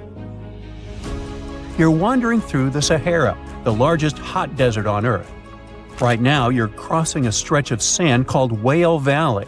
And all over these 75 square miles of land, fossils cover the ground so thickly that you can't help but step on them. Paleontologist Hesham Salam says it's an unusual picture in this place. The bones are poking right out of the cliffs, as if they're calling to you to come check them out. You can spot ribs scattered all over the place. Look at these vertebrae. They're giant. Ooh, the creature they once belonged to must have been up to 65 feet long. The fossils show that the animal had a streamlined body like today's whale, but still had features like hind legs and feet. For scientists, it means a very exciting thing. They might have discovered a fully intact skeleton of a prehistoric whale. It was an animal that lived in this area when Egypt was underwater. You see, today, the Valley of the Whales is the world's largest ancient whale graveyard. You're likely wondering what marine animals are doing in a desert more than 100 miles away from the nearest coast. Well, millions of years ago, this desert was at the bottom of a massive ocean called the Tethys, which stretched from Europe to India. When sea levels dropped, the ocean left behind a seabed covered with fossils. And today, the fossils of some of the earliest known whales rest here, which gives researchers a peek into how today's massive ocean whales may have evolved. The fossils here are super detailed, even with some stomach contents still intact. Uh-oh. Scientists have also found fossils of ancient sharks, crocodiles, and turtles, helping to recreate what this marine world looked like millions of years ago. Now, the first whale bones were discovered in 1902, but it wasn't until the 1980s that people really started to explore the area, only when access to this area became better. Sadly, some fossils had been taken away by collectors before the site turned into a protected area. Most of the fossils are just under the surface, slowly revealed by erosion. Whale Valley gives us an amazing glimpse into millions of years of ancient coastal marine life. But let's move further. Ancient whale fossils aren't the only discovery you're going to make today. For over 150 years, scientists have been puzzled by a strange creature that lived millions of years ago. But now, thanks to some amazing fossils found in Morocco, they've finally figured it out. Look at them. These creatures are called blah blah blah. Nah, I'm kidding. Stylophorans. They look like flattened armor with a long arm sticking out. Researchers discovered these creatures in 2014 and were shocked. The fossils dated back around 478 million years. They found around 450 specimens, and to their surprise, some even had soft tissues preserved, which is super rare. Before this, they only knew stylophorans from their hard parts. Originally, scientists thought these creatures were good old echinoderms, animals like sea urchins and starfish. But new discoveries prove that they had a core body and feeding arm similar to modern starfish, complete with a water vascular system to help them move and eat. This finding ends a long debate about where stylophorans fit in the animal family tree. Now we know they're related to echinoderms, but are more advanced because they don't have the typical 5-ray symmetry. Ooh, come here and look at this giant fossil. It was found in the Sahara and gave scientists new insights into the Spinosaurus, the largest carnivorous dinosaur we know about. These 95 million-year-old remains also confirm that it was the first known swimming dinosaur. The Spinosaurus had flat paddle-like feet and nostrils on the top of its crocodile-like head, perfect for staying underwater. It was a pretty weird dinosaur with a long neck, trunk, tail, and a 7-foot sail on its back, so it must have spent a lot of time in the water. At over 50 feet long, Spinosaurus might have been even larger than T-Rex. The first Spinosaurus remains were discovered about 100 years ago in Egypt, but only this new fossil, found in Morocco, helped scientists reconstruct this dinosaur for the first time. Researchers paid attention to the creature's shorter hind limbs and wide claws. These features point to adaptations for life in the water. Its snout and dense bones also suggest it was a swimmer, while its spiked tail likely attracted mates. Hey, good looking, come here often? And here's another astonishing find made in Tunisia, the remains of Machimosaurus rex. Now, so far it's believed to be the biggest crocodile ever. This ancient croc was about 32 feet long and weighed around 66,000 pounds. It was a top predator around 130 million years ago, and its skull was over 5 feet long. Now, this discovery is a big deal because it shows that these crocs stuck around longer than we thought. Before this, scientists believed that they disappeared during a minor extinction event between the Jurassic and Cretaceous periods. Now, let's go back to the fact that the Sahara was once underwater, and some of the largest sea creatures ever lived there. A study published in the Bulletin of the American Museum of Natural History speaks about an ancient body of water called the Trans-Saharan Seaway. It existed between 150 million years ago, covering parts of Western Africa. Scientists spent 2 decades trying to recreate this prehistoric underwater world. They found it was warm and shallow, home to some pretty terrifying creatures, including 5-foot-long catfish and 40-foot-long sea snakes. Yikes! The seaway was cut off from larger oceans for long stretches, which may have helped these predators grow larger because resources were always available. It's a classic case of evolution at work, leading to what scientists call gigantism in isolated environments. But all that water didn't just disappear with no trace. Under the sands of the Sahara, scientists have discovered a massive ancient lake, which they're calling a megalake. Makes sense? This lake formed around 250,000 years ago when the Nile River flooded the eastern Sahara. At its biggest, this lake covered over 42,000 square miles. It's about half as big as Kansas. They also found evidence of a smaller lake, 93 miles west of the Nile, at a slightly lower level and covering 18,600 square miles. All of this adds to growing evidence that once, North Africa had many lakes that might have created migration routes, helping early humans move across the continent. Now, in the Sahara, you can find not only fossils of bizarre animals.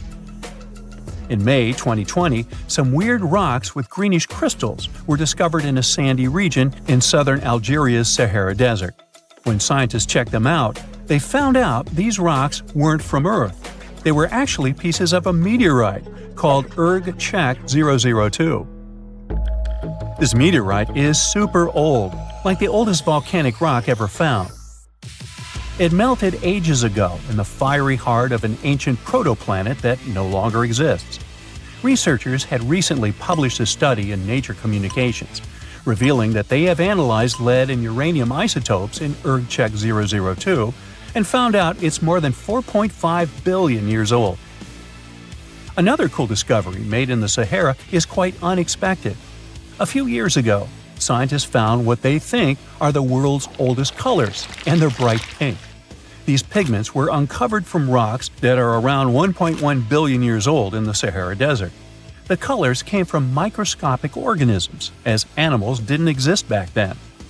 The discovery was made by a PhD student who crushed the ancient rocks and analyzed the pigments. These pink pigments are actually ancient chlorophyll from photosynthetic organisms that lived in an ocean that's long gone. Researchers are now sure that this finding could help explain why larger, complex creatures showed up much later in Earth's history. Before these colors were discovered, scientists didn't know what was missing in the food chain that delayed the evolution of larger animals. Now they understand that tiny cyanobacteria were at the bottom of that chain. Apparently, this discovery is not just about finding some old pink stuff. Scientists believe it's a breakthrough in understanding the history of life on Earth. Now, you can't find living dinosaurs nowadays, which is a good thing, mostly, but you can still meet some creatures that might have gone to lunch with them. The frilled shark, for example, is a living fossil that comes from a family of sharks that have been around for about 80 million years. One of the coolest things about it is its long, eel-like body that can grow as long as 6 feet. It has 6 pairs of gills on his throat, which help the frilled shark breathe in the deep, cold ocean where there isn't much oxygen. The shark can move very quickly, like a snake, to catch its prey when it least expects it. Little frilled sharks take an exceptionally long time to grow, up to 3.5 years, which is one of the longest times for any animal with a backbone. The Chinese giant salamander is another living fossil that can tell you what was going on Earth around 170 million years ago. Now, when I say tell, I really mean it, as it can make sounds like hisses, whistles, and barks, and even a noise that sounds like a crying kid. The biggest Chinese salamander found so far weighed 130 pounds, as heavy as 2 Dalmatians, and was almost 6 feet long. Giant salamanders like to be alone. Hey, I want to be alone. And will chase away other salamanders from their space, except when it's time to start a family. During the day, they hide and sleep under rocks. They can make a special substance from their skin that keeps predators away. Now, gharials are reptiles that have been around for about 38 million years. They live in India and Nepal in slow-moving, muddy rivers. Sadly, there are very few gharials left in the wild, less than 100. These creatures can't control their body temperature, so they need to sunbathe to get warm or cool down in the water if they get too hot.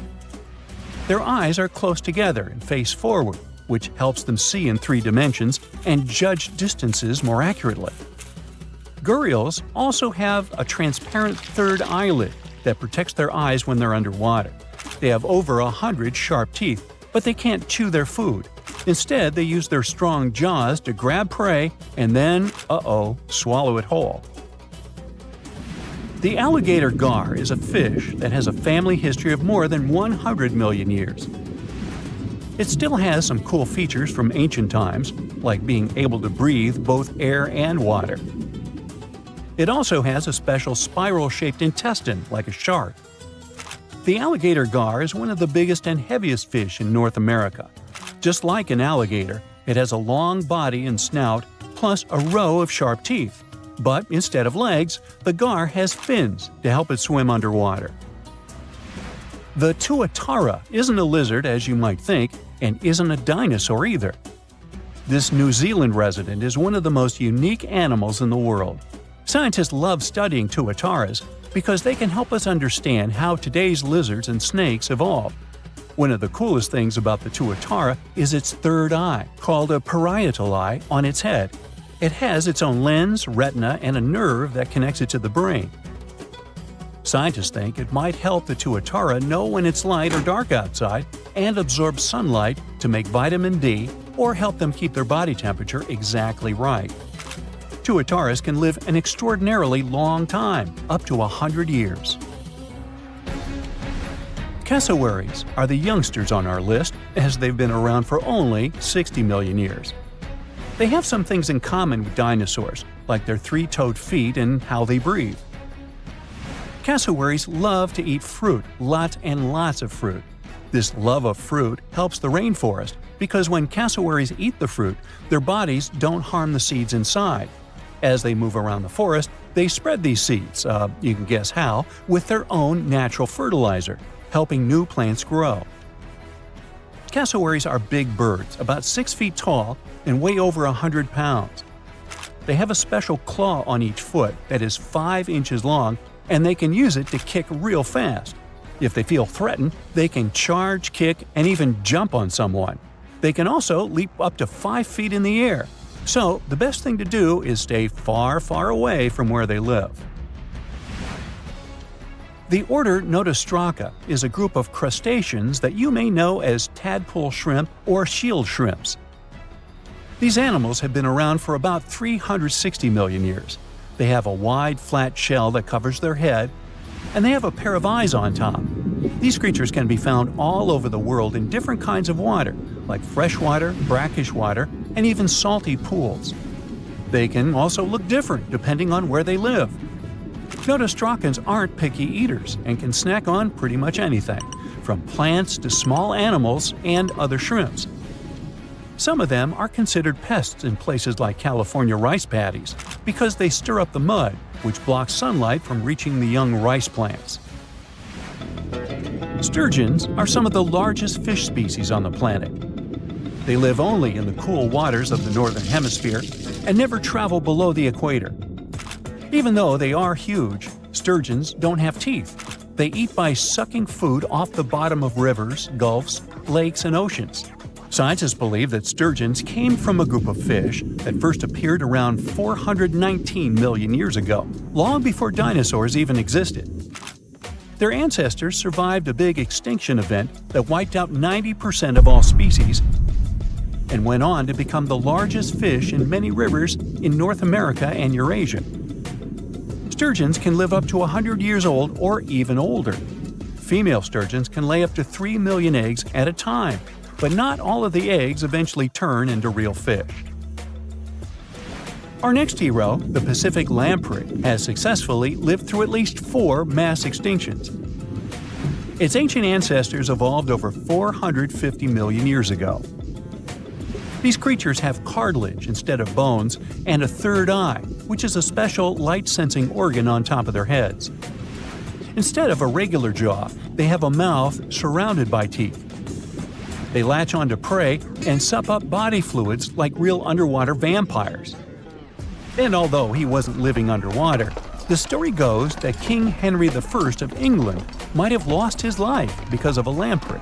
The English monarch loved this fish so much that he defied doctors' orders to stop eating its flesh. He got sick every time he'd have it, but the lack of bones and the unusual taste made the royal fall in love with it. As a result, he got some scary symptoms from eating lamprey and eventually passed away. Can you say clueless? The elephant fish, also called the Australian ghost shark, has been on Earth for around 400 million years. Even though they're related to sharks, they aren't actually sharks. Instead of bones, their bodies are made entirely of cartilage. These fish have a special shiny tissue in their eyes that can make their eyes look like they change color from yellow to green. Elephant fish can be pretty tough and will fight back if they feel threatened. They like to be alone and usually don't hang out with other fish.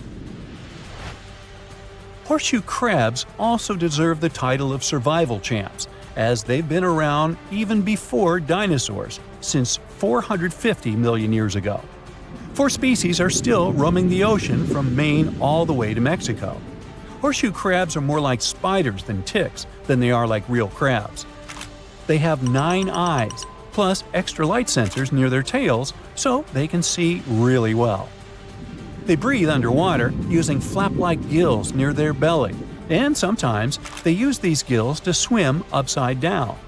Every spring, when the tide is high, these creatures come up to the beach at night to mate and lay their eggs, and you can see hundreds of thousands of them. Psst, run! Really, it's not safe out there. There's a saber-toothed tiger lurking around. You better be careful. What are you doing? Don't peek. Okay, just one little peek. How's this possible, you ask? That's because you're in virtual reality, of course. These cool but very dangerous-looking big cats were alive during the last ice age. What if they decided to show up at your doorstep out of nowhere? Knock knock, a saber-toothed tiger is waiting for you to buy its cookies. Meanwhile, the coelacanth, this massive-looking fish, comes from a lineage that's been around for over 300 million years. We thought they didn't exist anymore until 1938, that is, when a live coelacanth was found again. Since then, they've been roaming the waters of the east coast of Africa and the waters of Sulawesi, Indonesia. Man, I wouldn't want to go for a swim and meet one of these fellas face to face. Their jaw has an intercranial joint, which means their mouth opens up by a lot. This is so they can eat large prey, like me. Not good. They're huge, too. Imagine a fish that's as long as you're tall and weighing as much as an average human. The takahe, a flightless bird, was thought to be gone in the year 1898. They're very cute, small and multicolored, usually not taller than your knee. But picture this. You're out for a hike in the Murchison Mountains. Looking around, you spot the bird you thought was extinct. But there they are, as happy as ever, surviving and chilling. Whole colonies of takahes was indeed found just 50 years after they were pronounced extinct. Good job, tiny little birds. A singing dog. Ever heard of those? Riley does sing sometimes when he's bored or hungry, but these are real performers. New Guinea singing dogs.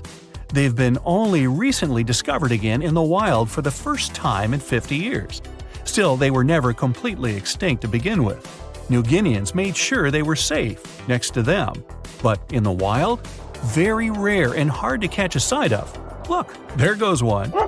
The New Guinea singing dogs are called so because of their famous high-pitched singing. They sometimes sing together too. A dog choir of sorts, where they all howl together. I bet they sing better than I do in the shower. Not going far from this area, we have bats, but these ones are sort of different. You see, their ears are enormous. I guess that's why they're called the New Guinea big-eared bats. Clever. The species was found again when one of them was accidentally caught in a bat trap.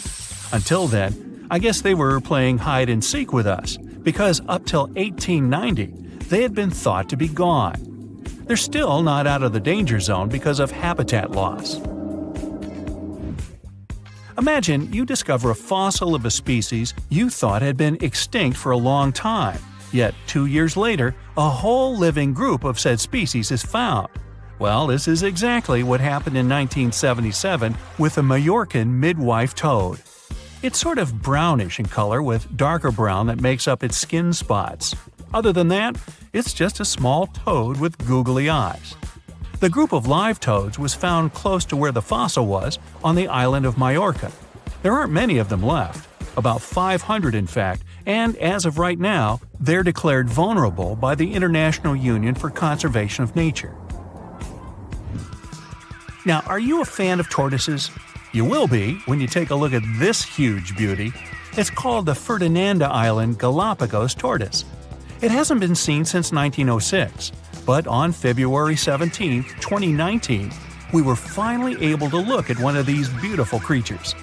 It's probably out there with a few of its mates right now, but they also don't allow themselves to be seen. We only know they exist because there's a few tracks and scents. With yet another frog, we have the horned marsupial frog. They're out and about in Ecuador, in the Chocó forest to be more specific. They're called this way because of their distinctive horns directly on top of their eyes. You know the pouch kangaroos use to carry their offspring?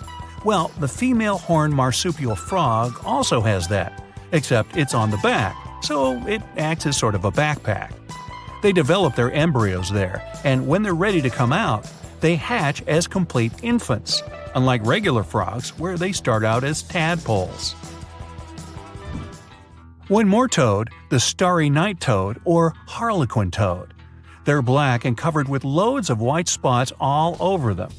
Lost for 30 years, it was discovered back in 2019. Picture them as big bodyguards, water bodyguards to be exact. Oh, that's a very big toad on your screen. Well, for the Arhuaco people, that's exactly what they are, guardians of water. They also have their own name for them, Guna. Sounds like a cheese. When scientists found them yet again, they came across 30 of these little creatures, but initially, they were expecting only one. Well, what a nice surprise. Here's a tiger for you, although it doesn't quite look like your typical tiger. It's called the Tasmanian tiger, and it seemingly disappeared since 1936. But then, out of nowhere, people started seeing them out there in the wild just 5 years ago in 2016. They sort of resemble dogs more than tigers, or a fox maybe. Just take a look at its muzzle. Maybe even a mix of both. Then, a few others started popping up too. And if you happen to think you're seeing one right in front of you, but you're not quite sure, check if they've got stripes on their back. They're definitely out there, but still technically marked as extinct by the IUCN. Okay, picture a horse that looks straight out of a movie scene. Tiny, gorgeous fur, very well behaved. It's tiny, but it's not a pony. It's a Caspian horse. They have an interesting backstory to them. They were discovered by Louise Leyland, who got married to an aristocrat in 1957. Having moved to Tehran, Iran, she didn't quite like how the horses behaved there, so she took matters into her own hands. She took a few people with her, and off they went to the Caspian Sea mountain. And in there, they found 3 of these beautiful tiny little horses. Well, that's how the story goes. Coming up next, a possum that was found in an unexpected place. Guess where? You have 3 options to pick from: hiding in a ski resort, in the Australian outback, or in someone's apartment in the bathroom. Which one do you choose? You have 3 seconds.